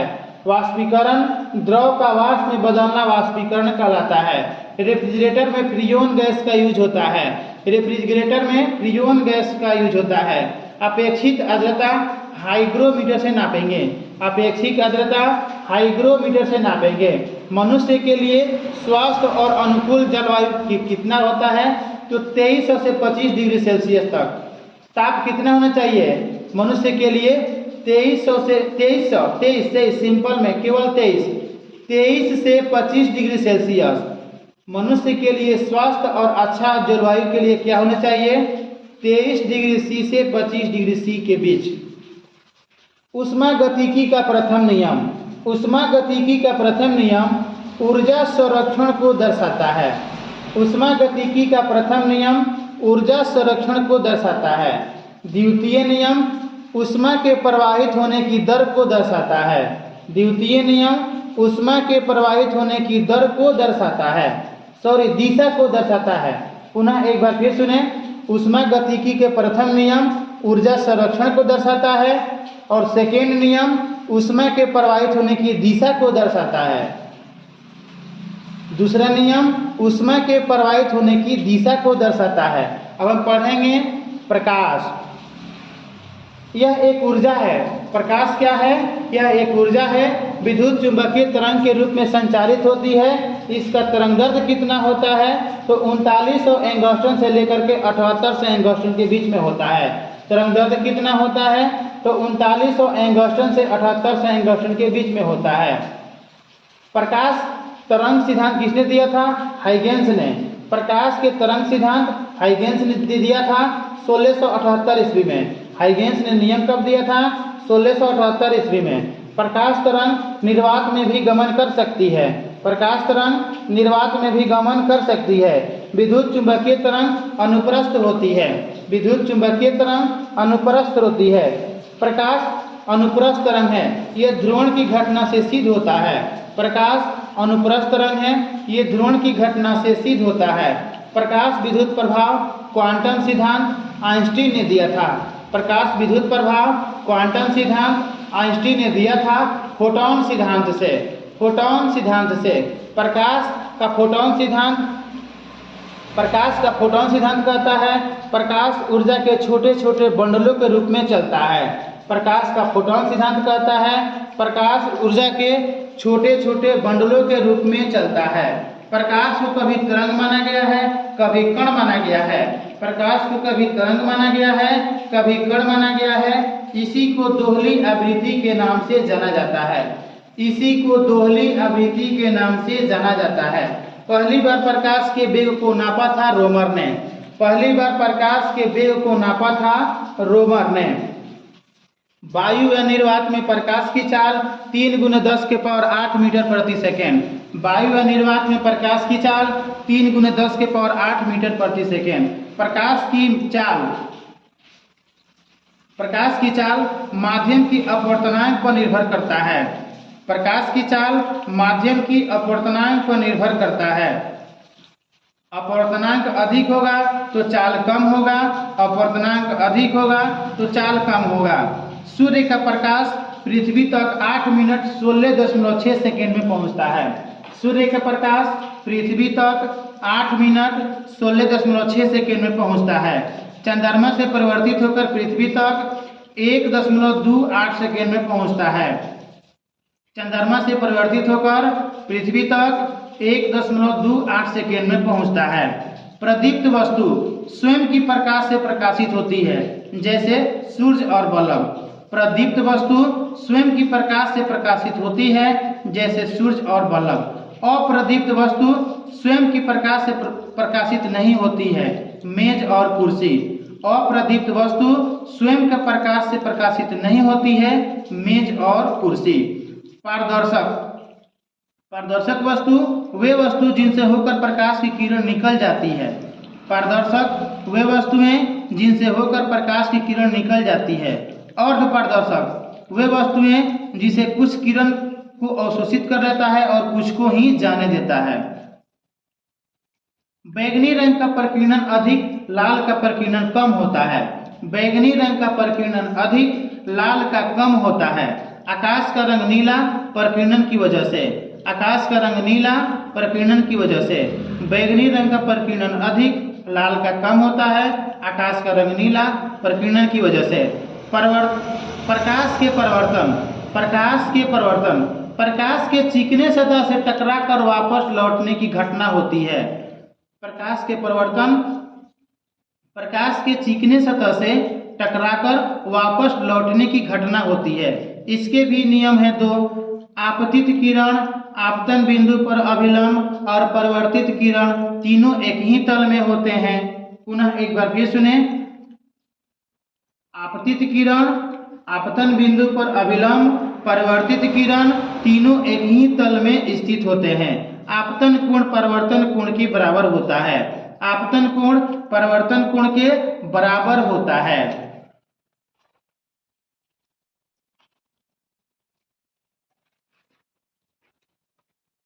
समतल दर्पण से परिवर्तन को देखेंगे। हम समतल दर्पण से परिवर्तन को देखेंगे। दर्पण के सामने जितने दूर वस्तु रखेंगे उतने ही दूर प्रतिबिंब पीछे बनेगा। समतल दर्पण से परिवर्तन को देखेंगे। समतल दर्पण से जितने दूर पर वस्तु को सामने रखेंगे उतने ही पीछे दर्पण से प्रतिबिंब बनेगा। प्रतिबिंब कैसा बनेगा? तो काल्पनिक, पार्श्व उल्टा और बराबर बनेगा। समतल दर्पण से प्रतिबिंब कैसा बनेगा? काल्पनिक, पार्श्व उल्टा, बराबर बनेगा। एक व्यक्ति भी चाल से चले तो दर्पण में 2V प्रतीत होता है। एक व्यक्ति भी चाल से चले तो दर्पण में 2V प्रतीत होता है। आपतित किरण नियत रहे। आपतित किरण नियत रहे तो दर्पण को थीटा कोण से घुमा दिया जाए तो परिवर्तित किरण 2θ से घूम जाती है। पुनः एक बार फिर सुने। समतल दर्पण से परिवर्तन। दर्पण के सामने जितने दूर पर खड़े होंगे प्रतिबिंब उतने ही पीछे दूर पर बनाएगी। कैसी बनाएगी? काल्पनिक, पार्श्व उल्टा और बराबर बनाएगी। भी चाल से चलेंगे तो 2V प्रतीत दिखाई देगा। थीटा कोण से घुमा देंगे तो 2θ से घूम जाएगी। पूर्ण प्रतिबिंब देखने के लिए दर्पण की लंबाई वस्तु की लंबाई से आधी होनी चाहिए। पूर्ण प्रतिबिंब देखने के लिए दर्पण की लंबाई वस्तु की लंबाई से आधी होनी चाहिए। अगर समतल कोण पर कोई प्रतिबिंब सॉरी, अगर समतल दर्पण पर कोई किरण लंबवत आती है, पुनः एक बार फिर सुने, अगर समतल दर्पण पर कोई किरण अगर लंबवत आती है, अगर वह लंबवत आएगी तो बिना किसी कोई कोण बनाए हुए वापस जाएगी। पुनः एक बार फिर सुने, समतल दर्पण पर कोई किरण लंबवत आएगी तो बिना कोई कोण बनाए वापस जाएगी।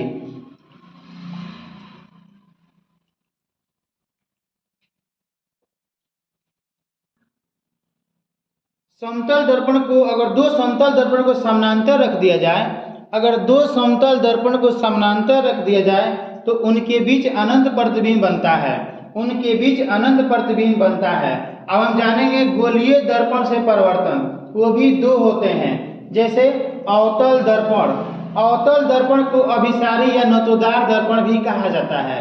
अवतल दर्पण का प्रयोग आंख, कान, गला के डॉक्टर करते हैं। पुनः एक बार फिर सुने, अवतल दर्पण को हम अभिसारी या नतोदार दर्पण के नाम से भी जाना जाता है। अवतल दर्पण का प्रयोग आंख, कान, गला के डॉक्टर, सोलर कुकर, गाड़ी के हेडलाइट, सर्चलाइट और दाढ़ी बनाने में भी किया जाता है। अवतल दर्पण का प्रयोग दाढ़ी बनाने में भी किया जाता है।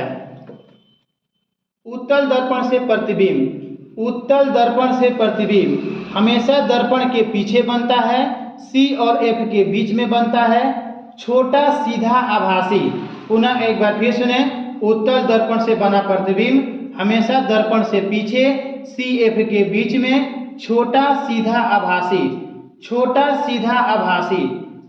उत्तल दर्पण का यूज जानेंगे साइड मिरर में, सोडियम प्रवर्तक लैंप में, साइड मिरर में, सोडियम प्रवर्तक लैंप में। प्रकाश का अपवर्तन, प्रकाश का अपवर्तन के बारे में जानेंगे। जब प्रकाश सघन माध्यम से विरल माध्यम में जाती है, जब प्रकाश सघन माध्यम से विरल माध्यम में जाती है तो अभिलंब से दूर भागती है। पुनः एक बार फिर सुने, जब सघन से विरल में जाती है अभिलंब से दूर भागती है, जब विरल से सघन में जाती है तो झुक जाती है, अभिलंब की ओर झुक जाती है। शॉर्टकट में बात किया जाए तो सघन से विरल दूर, अब विरल से सघन झुकता है। जो किरण अभिलंब के समानांतर प्रवेश करती है, जो किरण अभिलंब के समानांतर प्रवेश करती है उसके पथ में कोई चेंजिंग नहीं होता है। जो किरण अभिलंब के समानांतर प्रवेश करती है उसके पथ में कोई चेंजिंग नहीं होता है। अब हम जानेंगे अपवर्तन के नियम। आपतित किरण, अपवर्तित किरण, अभिलंब एक ही तल में स्थित होते हैं। आपतित किरण, अपवर्तित किरण, अभिलंब एक ही तल में स्थित होते हैं। Sine I by sine R, और इसको स्नेल का रूल्स भी कहा जाता है, स्नेल नियम भी कहा जाता है। लाल रंग का अपवर्तनांक सबसे कम, बैंगनी का अपवर्तनांक सबसे अधिक होता है। लाल रंग का अपवर्तनांक सबसे कम, बैंगनी रंग का अपवर्तनांक सबसे अधिक होता है। अब हम जानेंगे निरपेक्ष अपवर्तनांक कैसे निकालेंगे। तो निरपेक्ष अपवर्तनांक निकालने के लिए क्या करेंगे, तो निर्वात में प्रकाश की चाल बट्टे माध्यम में प्रकाश की चाल, निर्वात में प्रकाश की चाल बट्टे माध्यम में प्रकाश की चाल। अब हम जानेंगे अपवर्तन वाली घटना। तो पानी में पड़ी हुई एक छड़ी का टेढ़ी दिखाई देना, पानी में पड़ा सिक्का अपने तल से ऊपर उठाई देना, मछली का वास्तविक गहराई से ऊपर उठा हुआ प्रतीत होना, सूर्य के पहले और सूर्यास्त के बाद दिखाई देना। पुनः एक बार फिर सुने अपवर्तन वाली घटना। पानी में पड़ा लकड़ी का टेढ़ी दिखाई देना, पानी में पड़ा सिक्का का ऊपर उठा हुआ प्रतीत होना, मछली का वास्तविक गहराई से ऊपर दिखना, सूर्योदय के पहले सूर्यास्त के बाद दिखाई देना। पूर्ण आंतरिक परिवर्तन वाली घटना को देखेंगे। हीरा का चमकना, रेगिस्तान में मिरी मरीचिका का बनना, कांच में आई दरार का चमकना, जल में पड़ी परखनली का चमकना। पुनः एक बार फिर सुने, पूर्ण आंतरिक परिवर्तन वाली घटना, हीरा का चमकना, रेगिस्तान में मरीचिका का बनना, कांच में आई दरार का चमकना, जल में पड़ी परखनली का चमकना। ऑप्टिकल फाइबर पूर्ण आंतरिक परिवर्तन के सिद्धांत पर काम करता है। ऑप्टिकल फाइबर पूर्ण आंतरिक परिवर्तन के सिद्धांत पर काम करता है। इसका यूज संचार क्षेत्र में होता है। इसका यूज संचार क्षेत्र में किया जाता है। इसका उपयोग किया जाता है शरीर के आंतरिक भागों का परीक्षण में भी। ठीक है,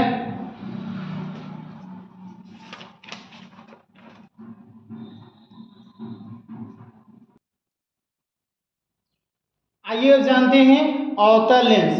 अवतल लेंस काल्पनिक सीधा छोटा प्रतिबिंब बनाता है, वस्तु कहीं भी रखिए। अवतल लेंस काल्पनिक सीधा छोटा प्रतिबिंब बनाता है, वस्तु कहीं भी रखिए। नोट में याद करेंगे, अवतल लेंस उत्तल दर्पण, अवतल लेंस उत्तल दर्पण काल्पनिक सीधा छोटा प्रतिबिंब बनाता है।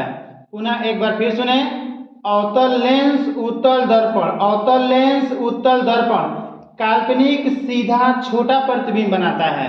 लेंस की क्षमता फोकस दूरी के व्युत्क्रम को कहा जाता है, अर्थात P = 1/f होता है। एसआई मात्रक क्या होता है? डायोप्टर, जिसको बड़ा डी से सूचित किया जाता है।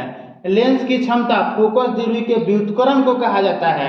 P = 1/f होता है। एसआई मात्रक डायोप्टर होता है, बड़ा डी से सूचित करते हैं। उत्तल लेंस की क्षमता धनात्मक यानी प्लस वाला, अवतल लेंस की क्षमता ऋणात्मक माइनस वाला। पुनः एक बार फिर सुने, उत्तल लेंस की क्षमता प्लस वाला अर्थात धनात्मक और अवतल लेंस की क्षमता ऋणात्मक माइनस वाला होता है। P = 1/f अभी सुन लिए हम। दो लेंसों को सटा कर रखेंगे, उनकी क्षमताएं जुड़ जाएगी। दो लेंसों को सटा कर रखेंगे, उनकी क्षमताएं जुड़ जाएगी। द्रव में डुबाने पर फोकस दूरी और क्षमता दोनों बदल जाती है। द्रव में डुबाएंगे लेंस को तो फोकस दूरी और क्षमता दोनों बदल जाती है। प्रकाश का वर्ण विक्षेपण, अब हम पढ़ेंगे प्रकाश का वर्ण विक्षेपण। वर्णक्रम रंगों का समूह होता है, वर्णक्रम रंगों का समूह होता है। वर्ण विक्षेपण श्वेत प्रकाश की अपने अवयवी रंगों में विभक्त होना ही वर्ण विक्षेपण कहलाता है। वर्ण विक्षेपण श्वेत प्रकाश की अपने अवयवी रंगों में विभक्त होना ही वर्ण विक्षेपण कहलाता है। लाल रंग का तरंगदैर्ध्य अधिक होता है, बैंगनी का कम होता है। लाल रंग का तरंगदैर्ध्य अधिक होता है, बैंगनी का कम होता है। बैंगनी का विक्षेपण अधिक होता है, लाल का कम होता है। देखिए, जहां भी तरंगदैर्ध्य की बात करेगा तो अधिकतम तरंगदैर्ध्य लाल का कम होता है बैंगनी का।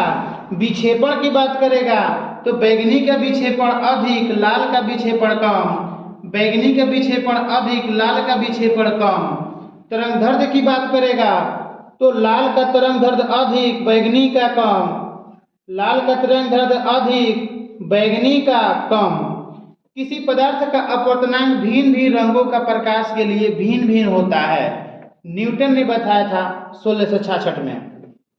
प्रकाश के रंगों का अपवर्तनांक बढ़ता है, प्रकाश के रंगों का अपवर्तनांक बढ़ता है तो चाल कम हो जाती है। कांच में बैंगनी के वेग कम, अपवर्तनांक अधिक होता है। कांच में बैंगनी की वेग कम, अपवर्तनांक अधिक होता है। तथा लाल रंग का वेग अधिक, अपवर्तनांक कम होता है। लाल रंग का वेग अधिक, अपवर्तनांक कम होता है। अब हम पढ़ेंगे इंद्रधनुष, रेनबो। इंद्रधनुष परिवर्तन, पूर्ण आंतरिक परिवर्तन तथा अपवर्तन द्वारा वर्ण विक्षेपण का अच्छा उदाहरण है। पुनः एक बार फिर सुने, इंद्रधनुष परिवर्तन, पूर्ण आंतरिक परिवर्तन, अपवर्तन द्वारा वर्ण विक्षेपण का अच्छा उदाहरण है। इंद्रधनुष दो प्रकार के होता है, प्राथमिक और द्वितीय। प्राथमिक इंद्रधनुष, प्राथमिक इंद्रधनुष साफ साफ दिखता है। क्वेश्चन पूछता है कि इंद्रधनुष कब बनता है? वर्षा की बूंदों पर सूर्य की किरण जब पड़ती है, वर्षा की बूंदों पर जब सूर्य की किरण पड़ती है तो दो बार अपवर्तन एक बार परिवर्तन, दो बार अपवर्तन एक बार परिवर्तन से प्राथमिक इंद्रधनुष बनता है। और शॉर्टकट में याद किया जाए तो प्राथमिक इंद्रधनुष कब बनता है? तो दो बार अपवर्तन एक बार परिवर्तन से प्राथमिक इंद्रधनुष बनता है। द्वितीयक इंद्रधनुष दो बार अपवर्तन दो बार परिवर्तन, द्वितीयक में दो दो बार होता है। द्वितीयक इंद्रधनुष में दो दो बार होता है, दो बार अपवर्तन दो बार परिवर्तन होता है। प्राथमिक रंग, लाल हरा नीला को कहा जाता है। प्राथमिक रंग लाल हरा नीला को कहा जाता है। रंगीन टेलीविजन में लाल हरा नीला अर्थात प्राथमिक रंग का ही यूज होता है। अब हम पढ़ेंगे वस्तुओं का रंग। वस्तु जिस रंग का दिखाई देती है वह वास्तव में उसी रंग को परिवर्तित करती है, बाकी को अवशोषित कर लेती है। पुनः एक बार फिर सुने, वस्तु जिस रंग का दिखाई देती है वह वास्तव में उसी रंग को परिवर्तित करती है, बाकी को अवशोषित कर लेती है। जो वस्तु सभी रंगों को परिवर्तित कर देती है वह श्वेत दिखलाई देती है। जो वस्तु सभी रंगों को परिवर्तित कर देती है वह श्वेत दिखलाई देती है। जो वस्तु सभी रंगों को अवशोषित कर लेती है, ऑब्जर्व कर लेती है, जो वस्तु सभी रंगों को अवशोषित कर लेती है वह वस्तु काली दिखाई देती है। वह वस्तु काली दिखाई देती है। सभी रंगों का मिश्रित प्रभाव सफेद होता है। सभी रंगों का मिश्रित प्रभाव सफेद होता है। अनुदैर्ध्य और अनुप्रस्थ में अंतर कौन सी घटना दर्शाता है? तो ध्रुवण की घटना। अनुदैर्ध्य और अनुप्रस्थ में अंतर दर्शाता है ध्रुवण की घटना। अब हम पढ़ेंगे मानव नेत्र। न्यूनतम दूरी 25 सेंटीमीटर की होती है। मानव नेत्र की न्यूनतम दूरी 25 सेंटीमीटर की होती है। मानव नेत्र में अब दोष पढ़ेंगे, निकट, दूर, एक होता है जरा, एक होता है अबिंदुता। बात किया जाए 4 प्रकार का होता है दोष, ठीक है। तो फर्स्ट में पढ़ेंगे निकट दृष्टि दोष। निकट दृष्टि दोष में निकट का दिखाई देता है, दूर का नहीं देता है। पुनः एक बार फिर सुने, निकट दृष्टि दोष में नजदीक की वस्तुएं दिखाई देता है, दूर की वस्तुएं दिखाई नहीं देता है। निकट दृष्टि दोष होने का कारण क्या होता है? तो लेंस की गोलाई और क्षमता का बढ़ जाना, फोकस दूरी का घट जाना। लेंस की गोलाई और क्षमता का बढ़ जाना, फोकस दूरी का घट जाना। निकट दृष्टि दोष में क्या होता है? जब फोकस दूरी घट जाता है तो प्रतिबिंब रेटिना के आगे बनने लगता है। निकट दृष्टि दोष में प्रतिबिंब रेटिना के आगे बनने लगता है। उपचार के लिए अवतल लेंस का यूज करते हैं। उपचार के लिए अवतल लेंस का यूज करते हैं। शॉर्टकट में बात किया जाए, निकट दृष्टि दोष में नजदीक दिखता है, दूर नहीं दिखता है। रीजन क्या होता है कि लेंस की गोलाई क्षमता का बढ़ जाना, फोकस दूरी का घट जाना, प्रतिबिंब रेटिना के आगे बनना। उपचार के लिए अवतल लेंस।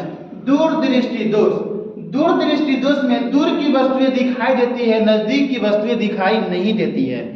दूर दृष्टि दोष में दूर की वस्तुएं दिखाई देती है, नजदीक की वस्तुएं दिखाई नहीं देती है। इसका भी रीजन होता है लेंस की गोलाई और क्षमता का घट जाना, फोकस दूरी का बढ़ जाना।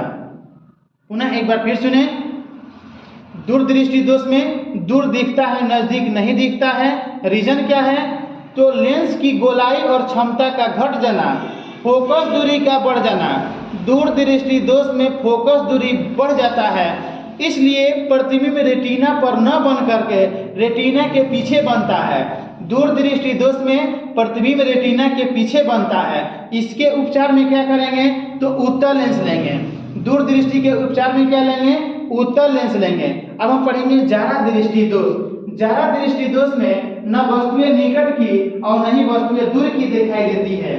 शॉर्टकट में बात किया जाए तो जरा दृष्टि दोष में न निकट न दूर दिखाई देता है। भाई इसका रीजन क्या है? तो वृद्धावस्था में आंख की सामंजस्य क्षमता समाप्त हो जाती है। जरा दृष्टि दोष की रीजन क्या है? वृद्धावस्था में आंख की सामंजस्य क्षमताएं नष्ट हो जाती है, समाप्त हो जाती है। जरा दृष्टि दोष के उपचार के लिए बाइफोकल लेंस, द्विफोक्सी लेंस का यूज करते हैं। जरा दृष्टि दोष के उपचार के लिए बाइफोकल लेंस, उसी को द्विफोक्सी लेंस भी कहा जाता है। और अंत है अर्थात 4 नंबर क्या है? अबिंदुता। अबिंदुता में क्या होता है कि क्षैतिज दिखता है, लंब नहीं दिखता है। अबिंदुता बीमारी में क्षैतिज दिखता है, लंब नहीं दिखता है। इसके उपचार में बेलनाकार लेंस का यूज किया जाता है। अबिंदुता में बेलनाकार लेंस का यूज किया जाता है। शंकु कोशिकाएं, शंकु कोशिका से रंग का और छोड़ कोशिका से प्रकाश की तीव्रता का आभास होता है।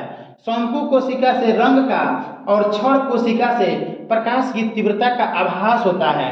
आंख में धूल पड़ने से नेत्र श्लेष्मा में सूजन हो जाता है, जिसकी वजह से आंख लाल हो जाता है। पुनः एक बार फिर सुने, आंख में धूल कर पड़ने से नेत्र श्लेष्मा में सूजन हो जाता है, जिसकी वजह से आंख लाल हो जाता है। आंख का रंग का मतलब होता है आइरिस, अर्थात आंख का रंग आइरिस पर निर्भर होता है। आंख का रंग आइरिस पर निर्भर होता है।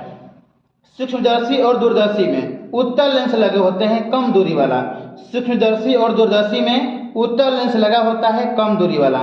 सरल सूक्ष्मदर्शी की आवर्धन क्षमता, सरल सूक्ष्मदर्शी की आवर्धन क्षमता m बराबर 1 प्लस d/f होता है। d 25 सेंटीमीटर, f क्या है? लेंस की फोकस दूरी। संयुक्त सूक्ष्मदर्शी दो उत्तल लेंस लगे होते हैं। संयुक्त सूक्ष्मदर्शी में दो उत्तल लेंस लगे होते हैं। दूरदर्शी अर्थात टेलीस्कोप दो उत्तल लेंस होते हैं। हम पढ़ेंगे स्थिर विद्युत। स्थिर विद्युत में आवेश स्थिर होता है। स्थिर विद्युत में आवेश स्थिर होता है। आवेश का नामकरण धनात्मक और ऋणात्मक बेंजामिन फ्रैंकलिन ने किया था। आवेशों का नामकरण पॉजिटिव निगेटिव बेंजामिन फ्रैंकलिन ने दिया था। समान आवेश प्रतिकर्षण और विपरीत आकर्षण करते हैं। समान आवेश प्रतिकर्षण और विपरीत आकर्षण करते हैं। आवेश इलेक्ट्रॉन के स्थानांतरण से होता है, अर्थात इलेक्ट्रॉन के स्थानांतरण से ही आवेश का उत्पत्ति होता है। पृष्ठ घनत्व सबसे अधिक चालक के नुकीले भाग पर होता है।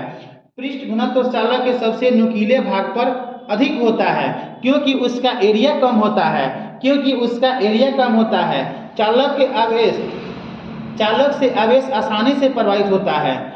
चालक से आवेश आसानी से प्रवाहित होता है। जैसे सबसे अच्छा चालक है चांदी। सबसे अच्छा चालक क्या है? चांदी। और सेकंड में तांबा का स्थान आता है। त्वरित चालक का आविष्कारक बेंजामिन फ्रैंकलिन है। त्वरित चालक का आविष्कारक बेंजामिन फ्रैंकलिन है। उन्होंने तांबा धातु से इसका आविष्कार किया था। तांबा धातु से आविष्कार किया था। और चालक से आवेश नहीं जाते हैं। और चालक से आवेश नहीं जाते हैं। अब हम पढ़ेंगे कूलाम का नियम। कूलाम का नियम कहता है दो स्थिर आवेशों के बीच लगने वाला आकर्षण या प्रतिकर्षण बल दोनों आवेशों की मात्राओं के गुणनफल के अनुकरणपाती एवं बीच की दूरी के वर्ग के व्युत्क्रमणपाती होता है। पुनः एक बार फिर सुने कूलाम का नियम। ये एग्जाम में पूछता है दो स्थिर आवेशों के बीच लगने वाला आकर्षण या प्रतिकर्षण बल दोनों आवेशों के मात्राओं के गुणनफल के अनुकरणपाती एवं बीच की दूरी के वर्ग के व्युत्क्रमणपाती होता है। यह किसका नियम है? तो यह कूलाम जी का नियम है। आवेशित वस्तु चारों ओर वह स्थान जहां अपने प्रभाव को दर्शाती है विद्युत क्षेत्र कहलाता है। आवेशित वस्तु का चारों ओर वह स्थान जहां उसका प्रभाव होता है वही विद्युत क्षेत्र कहलाता है। खोखले चालक के अंदर विद्युत क्षेत्र शून्य होता है। खोखले चालक के अंदर विद्युत क्षेत्र शून्य होता है। संपूर्ण आवेश उसकी बाहरी क्षेत्र पर होता है। संपूर्ण आवेश उसकी बाहरी क्षेत्र पर होता है। विद्युत विभव का वोल्ट होता है। विद्युत विभव का वोल्ट विभवांतर का भी वोल्ट। विद्युत धारिता का फैराडे होता है। विद्युत धारिता का फैराडे होता है। विद्युत सेल दो प्रकार के होते हैं, प्राथमिक सेल और द्वितीयक सेल। विद्युत सेल दो होते हैं, प्राथमिक और द्वितीयक। प्राथमिक सेल का यूज सिर्फ एक बार करते हैं। प्राथमिक सेल का यूज सिर्फ एक बार करते हैं। वह रासायनिक से विद्युत में बदलता है। वह रासायनिक से विद्युत में बदलता है। प्राथमिक सेल का एग्जाम्पल की बात किया जाए, वोल्टीय cell, Daniell cell, Leclanche cell, शुक्र सेल। प्राथमिक सेल का एग्जाम्पल क्या है?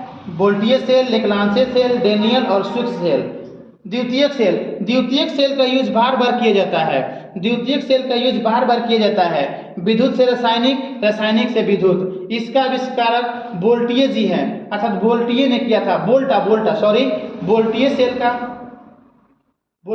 का आविष्कार किसने किया था? वोल्टा नामक वैज्ञानिक ने 1799 में। लेग्रांजे सेल का यूज जहां रुक रुक कर थोड़ा समय के लिए आवेश चाहिए वहां यूज करते हैं। हम पढ़ेंगे विद्युत धारा। विद्युत धारा आवेशों की प्रवाह की दर को कहा जाता है। विद्युत धारा आवेशों की प्रवाह को दर भी कहा जाता है। एसआई मात्रक एम्पियर होता है। एसआई मात्रक क्या होता है? एम्पियर। एक एम्पियर का मतलब क्या होता है? एक एम्पियर का मतलब यह होता है कि प्रति सेकेंड 6.25 × 10⁻18 इलेक्ट्रॉन एक सिरे से जाते हैं और निकल जाते हैं। एक एम्पियर का मतलब क्या होता है? प्रति सेकेंड 6.25 × 10⁻18 इलेक्ट्रॉन एक सिरे से जाते हैं और निकल जाते हैं। प्रतिरोध प्रतिरोध का SI मात्रक होता है ओम। प्रतिरोध का SI मात्रक होता है ओम। मानव शरीर शुष्क का विद्युत प्रतिरोध कितना होता है कोटि 10 के पावर 6 ओम। मानव शरीर के शुष्क प्रतिरोध कोटि कितना होता है 10 के पावर 6 ओम। ओम का नियम VBI क्वेश्चन। ओम का नियम चालक की भौतिक अवस्था जैसे ताप आदि में कोई परिवर्तन न हो। सॉरी लाइट कट गया था, तो आइए सुनते हैं ओम का नियम। ओम का नियम कहता है चालक की भौतिक अवस्था जैसे ताप आदि में कोई परिवर्तन न हो तो चालक के सिरों पर लगाया गया विभवांतर प्रवाहित धारा के अनुकरणपाती होती है। विभवांतर प्रवाहित धारा के अनुकरणपाती होती है। ये किसका नियम है? तो ओम जी का नियम है। और स्पष्ट रूप से कहा जाए तो V = IR। V = IR। R क्या है? नियतांक है। R एक नियतांक है। ओमीय प्रतिरोध जो चालक ओम का नियम पालन करे, ओमीय प्रतिरोध जो चालक ओम के नियम का पालन करे, ओमीय प्रतिरोध जैसे मैंगनीज का तार। अनओमीय प्रतिरोध जो चालक ओम के नियम का पालन नहीं करे। चालक प्रतिरोध के व्युत्क्रम होता है। चालकता क्या होता है? प्रतिरोध के व्युत्क्रम होता है। अब हम पढ़ेंगे विशिष्ट प्रतिरोध। किसी चालक की प्रतिरोध उसकी लंबाई की अनुकरणपाती होता है तथा उसके अनुप्रस्थ काट के क्षेत्रफल के व्युत्क्रमपाती होता है। एक ही पदार्थ से बने तार का प्रतिरोध मोटा तार का कम होता है, पतली तार का प्रतिरोध अधिक होता है। एक ही पदार्थ से बने तार का प्रतिरोध देखेंगे, मोटा तार होगा तो प्रतिरोध कम होगा, पतला तार होगा तो प्रतिरोध ज्यादा होगा। ये निर्भर करता है कि एक ही पदार्थ से तार वो बनना चाहिए। ठीक है, अब हम पढ़ेंगे प्रतिरोधक का संयोजन। प्रतिरोध का संयोजन दो प्रकार से होता है, श्रेणीक्रम, समानांतर क्रम। श्रेणीक्रम, समानांतर क्रम। श्रेणीक्रम का फॉर्मूला क्या होता है? R total = होता है R1 + R2 + R3 ... समानांतर क्रम का फॉर्मूला क्या होता है? 1/R total = होता है 1/R1 + 1/R2 + 1/R3 ... चौक प्रतिरोध को कम करता है। चौक क्या करता है? प्रतिरोध को कम करता है। विद्युत शक्ति परिपथ में ऊर्जा की क्षय होने की दर को विद्युत शक्ति कहा जाता है। विद्युत शक्ति क्या है?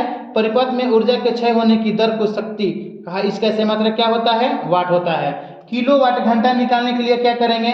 तो वोल्ट एम्पियर घंटा में गुणा करके 1000 से भाग कर देंगे। किलोवाट घंटा निकालेंगे तो क्या करेंगे? वोल्ट एम्पियर घंटा में गुणा करके 1000 से भाग कर देंगे। अमीटर विद्युत धारा को मापता है। अमीटर विद्युत धारा को मापता है। सदैव श्रेणी क्रम में लगाया जाता है। आदर्श अमीटर का प्रतिरोध 0 होता है। एक आदर्श अमीटर का प्रतिरोध 0 होता है। वोल्टमीटर दो बिंदुओं के बीच विभवांतर मापता है। वोल्टमीटर दो बिंदुओं के बीच विभवांतर मापता है। समानांतर क्रम में लगाया जाता है। आदर्श वोल्टमीटर का प्रतिरोध अनंत होता है। आदर्श वोल्टमीटर का प्रतिरोध अनंत होता है। विद्युत फ्यूज ये एक प्रकार सुरक्षा देता है। विद्युत फ्यूज क्या करता है? सुरक्षा देता है। इसका जो तार होता है शीशा और टीन का बना होता है। श्रेणी क्रम में लगाया जाता है। शीशा और टीन को मिलाने में उनका मात्रा कितनी होती है? तो 37% शीशा होता है, 63% टीन होता है। विद्युत फ्यूज में जो बना होता है तार, शीशा 37%, टीन 63%। गलनांक कम होता है। क्या होता है? गलनांक उनका कम होता है। गैल्वेनोमीटर विद्युत की उपस्थिति बतलाता है, अर्थात धारा की उपस्थिति बतलाता है। गैल्वेनोमीटर धारा की उपस्थिति बतलाता है। शंट क्या है? तो कम प्रतिरोध वाला तार होता है। शंट क्या है? कम प्रतिरोध वाला तार होता है। ट्रांसफार्मर विद्युत चुंबकीय प्रेरण के सिद्धांत पर काम करता है। ये AC वोल्टेज को अप डाउन करता है। ये ओनली AC वोल्टेज के लिए ही जिम्मेदार है। इसका क्रोड जो होता है नरम लोहा का बना होता है। ट्रांसफार्मर विद्युत चुंबकीय सिद्धांत पर काम करता है, AC वोल्टेज के लिए जिम्मेदार है, ये अप डाउन करता है। ओनली ये इसका क्रोड जो होता है ना नरम लोहा का बना होता है। डायनेमो यांत्रिक को विद्युत में बदलता है। डायनेमो यांत्रिक को विद्युत में बदलता है। विद्युत चुंबकीय प्रेरण के सिद्धांत पर काम करता है। विद्युत चुंबकीय प्रेरण के सिद्धांत पर काम करता है। मोटर विद्युत ऊर्जा को यांत्रिक बदलता है। मोटर विद्युत ऊर्जा को यांत्रिक बदलता है। यह विद्युत चुंबकीय प्रेरण सिद्धांत पर काम नहीं करता है। रेक्टिफायर AC को DC में बदलता है। रेक्टिफायर AC को DC में। विद्युत धारा के चुंबकीय प्रभाव ऑस्टेट ने दर्शाया था। विद्युत धारा के चुंबकीय प्रभाव ऑस्टेट ने दर्शाया था। वह डेनमार्क रहने वाले थे। प्राथमिक शक्ति स्टेशन पर AC धारा होती है। प्राथमिक शक्ति स्टेशन पर एसी धारा होती है 22,000 वोल्टेज की, 22,000 वोल्टेज की।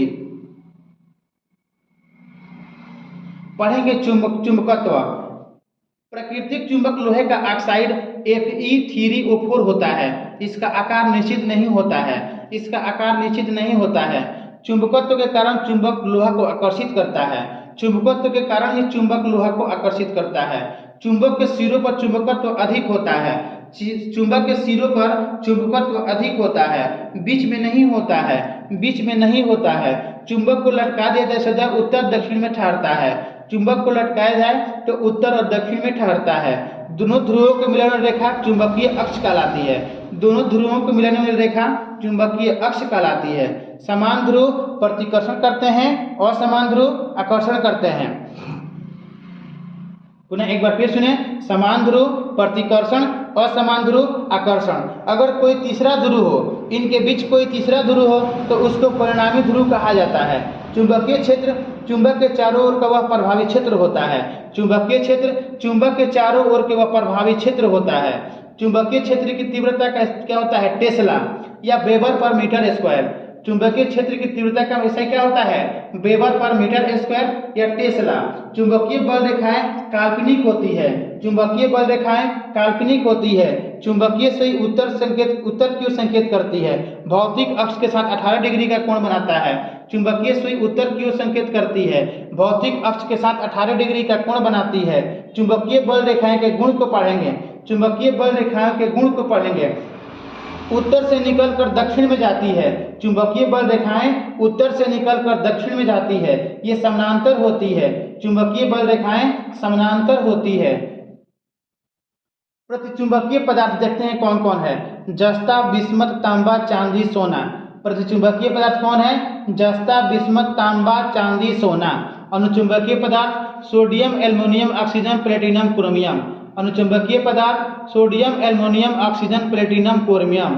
लौह चुंबकीय पदार्थ लोहा, निकल, कोबाल्ट, इस्पात। लौह चुंबकीय पदार्थ कौन सा है? लोहा, निकल, कोबाल्ट, इस्पात।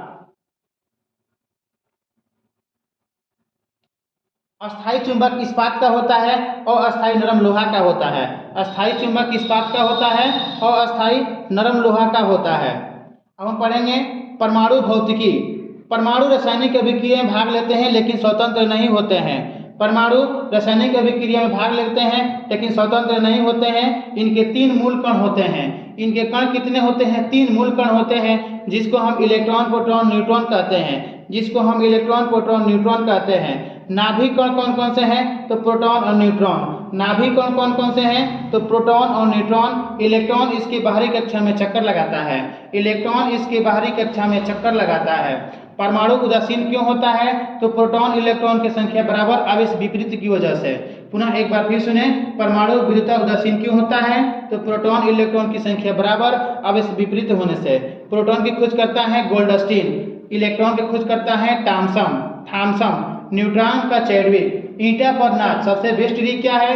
ईंटा पर नाच, ईंटा पर नाच। प्रोटॉन एक पॉजिटिव चार्ज रखता है, इलेक्ट्रॉन नेगेटिव चार्ज रखता है, न्यूट्रॉन पर कोई चार्ज नहीं होता है। तो प्रोटॉन पर कितना आवेश होता है भाई? तो प्लस 1.6 × 10⁻⁻19 कूलम। इलेक्ट्रॉन पर सिर्फ माइनस सिंबल लगा देते हैं, 1.6 × 10⁻⁻19 कूलम। न्यूट्रॉन चूंकि बोल चुके हैं कि न्यूटन होता है, कोई उस पर आवेश नहीं होता है। पुनः एक बार फिर सुने, प्रोटॉन धनावेशित कण है, इलेक्ट्रॉन नेगेटिव चार्ज है, न्यूट्रॉन पर कोई आवेश नहीं होता है। प्रोटॉन पर आवेश कितना होता है? तो प्लस का 1.6 × 10⁻⁻19 कूलम, इलेक्ट्रॉन पर माइनस 1.6 × 10⁻⁻19 कूलम। पोजिस्ट्रॉन की खोज करता है एंडरसन। पोजिस्ट्रॉन की खोज करता कौन है? एंडरसन। न्यूट्रिनो का पाउली, न्यूट्रिनो का खोज किसने किया था? पाउली। न्यूट्रिनो पर भी आवेश 0 होता है, न्यूट्रिनो पर कोई आवेश नहीं होता है। न्यूट्रॉन और न्यूट्रिनो पर आवेश नहीं होता है। पाई मेसन के युकावा खोज करता है, पाई मेसन का युकावा। फोटॉन सिद्धांत आइंस्टीन ने दिया था, फोटॉन सिद्धांत आइंस्टीन।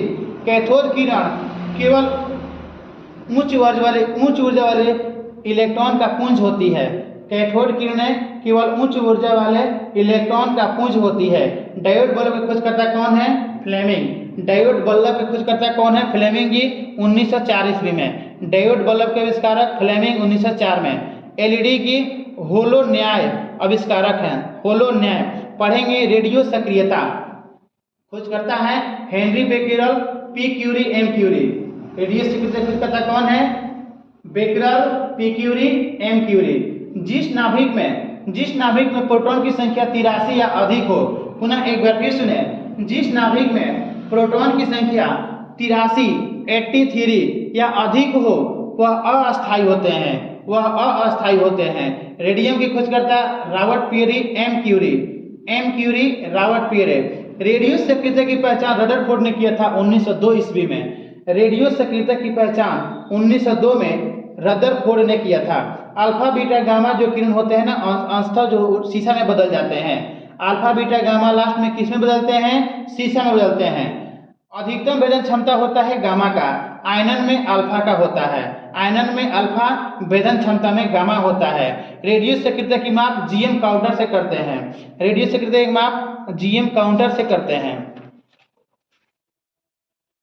सापेक्षता का सिद्धांत आइंस्टीन ने दिया था 1905 ईस्वी में। सापेक्षता का सिद्धांत आइंस्टीन ने दिया था 1905 ईस्वी में। E बराबर mc स्क्वायर, E बराबर mc स्क्वायर। ये कहाँ के थे? जर्मनी के। 21 में नोबेल पुरस्कार मिला। अर्थात सापेक्षता का सिद्धांत जब आइंस्टीन ने दिया था 1905 में, तो 21 में इनको नोबेल पुरस्कार मिला था E बराबर mc स्क्वायर के लिए। हम पढ़ेंगे नाभिकीय विखंड और सेंगलाइन अभिक्रिया। नाभिकीय विखंडन, एक भारी नाभिक दो भागों में टूटता है। नाभिकीय विखंडन किसको कहेंगे? एक भारी नाभिक दो भागों में टूटता है, नाभिकीय विखंडन कहेंगे। पहली बार अमेरिका वैज्ञानिक स्ट्रॉसमैन और हॉर्न ने दिखाया था। पहली बार अमेरिका वैज्ञानिक स्ट्रॉसमैन एंड हॉर्न ने दिखाया था। पुनः एक बार फिर सुने, नाभिकीय विखंडन, एक भारी नाभिक दो भागों में टूटता है। इसमें यूरेनियम 235 और प्लूटोनियम बमबारी से यूरेनियम के नाभिक दो भागों में बांट दिया। ठीक है, हम पढ़ेंगे परमाणु बम। परमाणु बम का विकास ओपेनहीमर ने किया था। ओपेनहीमर ने किया था। इसमें यूज होता है क्या? Uranium 92 235, plutonium 94 239। पुनः एक बार फिर सुने, परमाणु बम का विकास किसने किया था? ओपेनहीमर। इसमें यूरेनियम 92 235, प्लूटोनियम 94 239 का यूज होता है।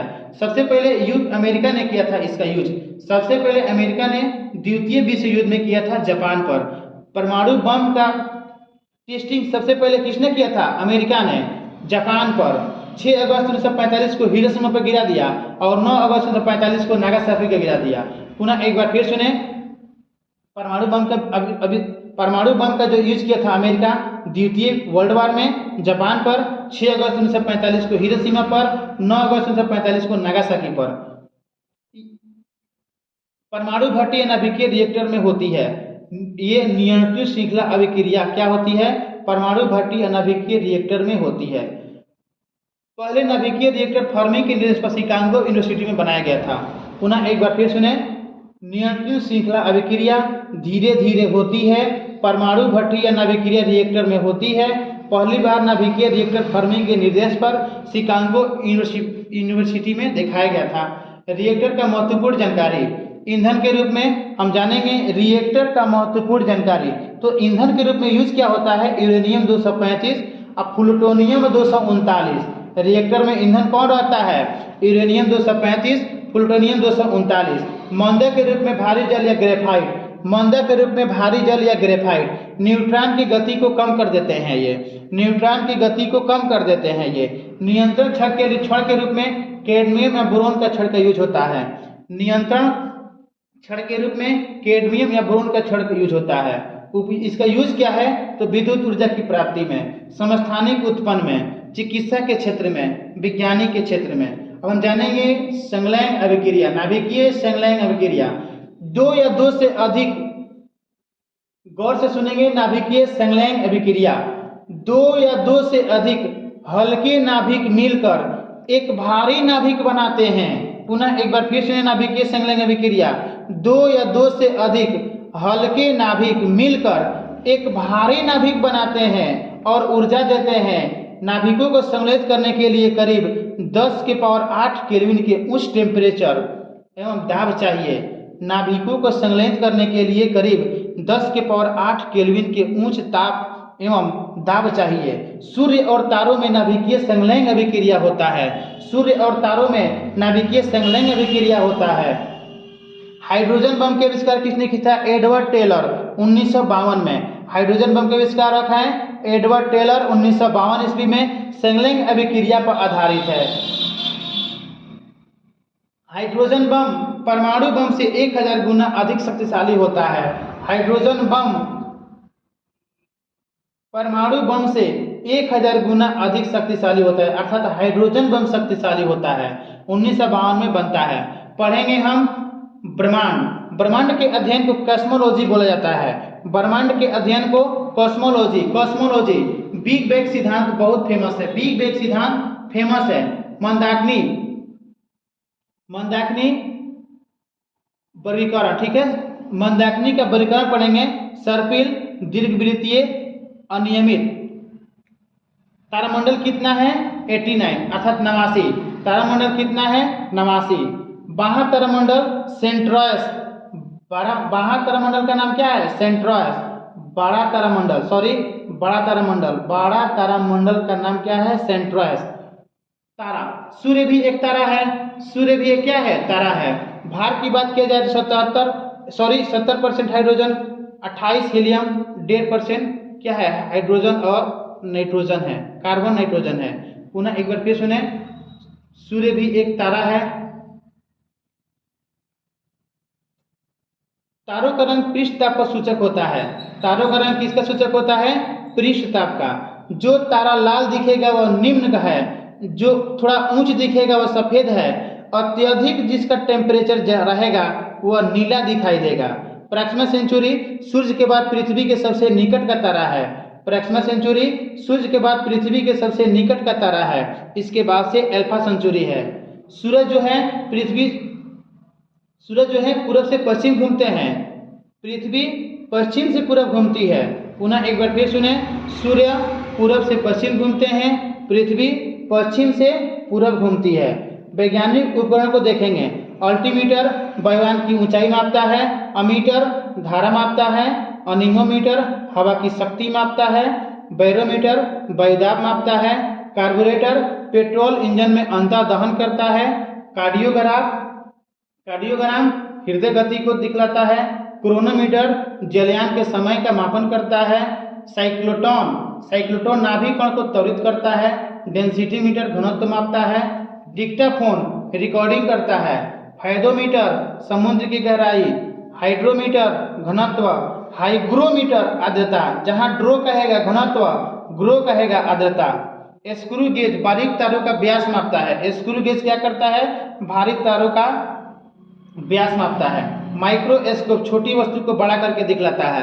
माइक्रोस्कोप छोटी वस्तु को बड़ा करके दिखलाता है। पेरिस्कोप पनडुब्बी में। पायरोमीटर दूर की टेम्परेचर मापता है।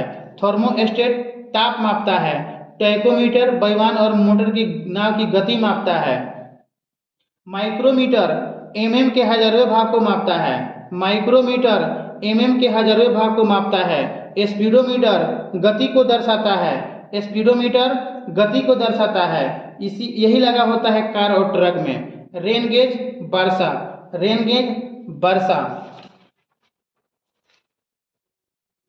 पढ़ेंगे महत्वपूर्ण खोज। परमाणु का खोज करता है डाल्टन 1808 में।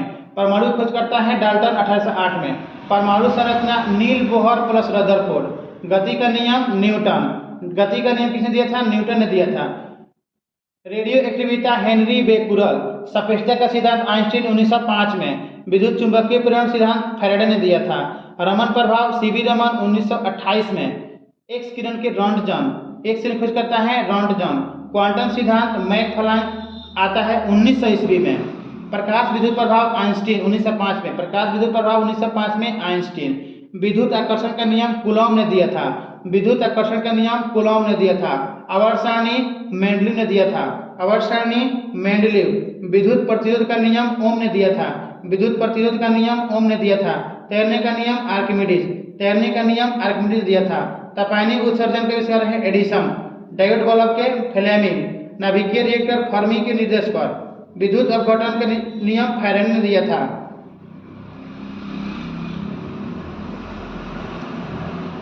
हम पढ़ेंगे एसआई मात्रक, आवेश का न्यूटन पर मीटर, दाब का पास्कल, शक्ति का वाट, पृष्ठ तनाव का न्यूटन पर मीटर, आवेश का कूलाम, विभवांतर का वोल्ट, प्रतिरोध का ओम, विद्युत धारिता का फैराडे, प्रेरक के हेनरी, चुंबकीय फ्लक्स का वेबर, ज्योति फ्लक्स का ल्यूमेन, प्रदीप्त घनत्व के लक्स, प्रदीप्त घनत्व के लक्स, तरंग दैर्ध्य का एंगस्ट्रम, तरंग दैर्ध्य का एंगस्ट्रम।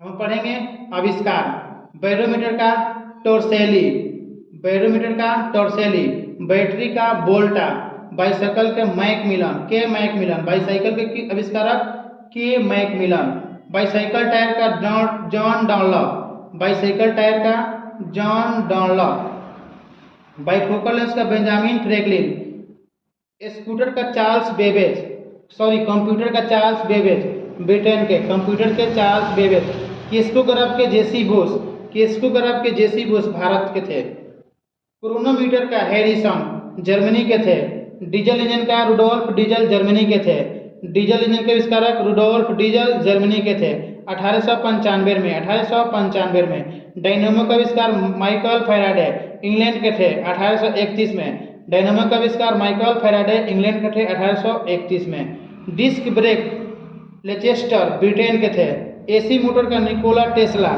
एसी मोटर खोज कर आविष्कारक निकोला टेस्ला यूएसए के थे, डीसी मोटर का ग्रामे, डीसी मोटर का ग्रामे, फाउंटेन पेन का वाटरमैन, फाउंटेन पेन का आविष्कारक कौन है? वाटरमैन, गीगर काउंटर का गीगर है, लोगरिथम का जॉन नेपियर, लोगरिथम खोज करता कौन है? लोगरिथम का जॉन नेपियर, सेफ्टी लैंप का हम्फ्री डेवी ब्रिटेन के थे, सेफ्टी लैंप के आविष्कारक हम्फ्री डेवी ब्रिटेन के, सीमेंट का आविष्कारक जोसेफ, सीमेंट का जोसेफ, टेलीफोन के ग्राहम बेल यूएसए के थे, टेलीफोन के ग्राहम बेल यूएसए के, टेलीविजन के जे एल बेयर, टेलीविजन के जे एल बेयर ब्रिटेन के थे, टेप राइडर के टेरी इटली के थे, टाइप राइडर के टेरी, थर्मोस्टेट का गैलीलेट, ट्रांसफार्मर का माइकल फैराडे ब्रिटेन का, ट्रांसफार्मर का माइकल फैराडे ब्रिटेन का, washing machine Hurley Machine Company, washing machine का आविष्कारक Hurley Machine company,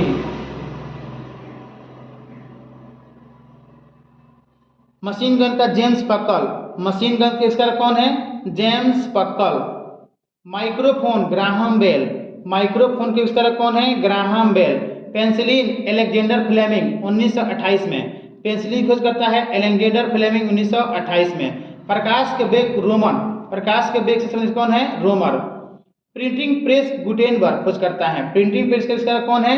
Gutenberg, pasteurisation सिद्धांत लुई पाश्चर, दूध का पाश्चुराइजेशन सिद्धांत किसने दिया था? लुई पाश्चर फ्रांस के थे, रिवाल्वर का आविष्कारक सैमुअल कोल्ट्स 1935 में, रिवाल्वर का आविष्कारक कौन है? सैमुअल कोल्ट्स 1935 में, साइक्लोटोन के लॉरेंस हैं, सौर मंडल खोज करता कॉपरनिकस पोलैंड के, सौर मंडल खोज करता कौन है? कॉपरनिकस पोलैंड के 1540 में, ग्रहों की खोज केपलर करते हैं जर्मनी का है 1601 में, ग्रहों की खोज केपलर करते हैं जर्मनी के हैं 1601 में, स्कूटर का आविष्कारक ब्रांडसा, स्कूटर का आविष्कार ब्रांडसा ने किया था 1919 में, लेजर का है मेमैन, लेजर का कौन है? मेमैन। अगर ये वीडियो आपको अच्छा लगे तो कृपया मेरे चैनल को सब्सक्राइब करें, बेल आइकन को दबा दें ताकि नोटिफिकेशन सबसे पहले आप तक पहुंचे, और साथ ही साथ अपने दोस्तों तक चाहे जिस भी प्लेटफॉर्म से जुड़े हो, इंस्टाग्राम फेसबुक पर शेयर कर दें ज़्यादा से ज़्यादा।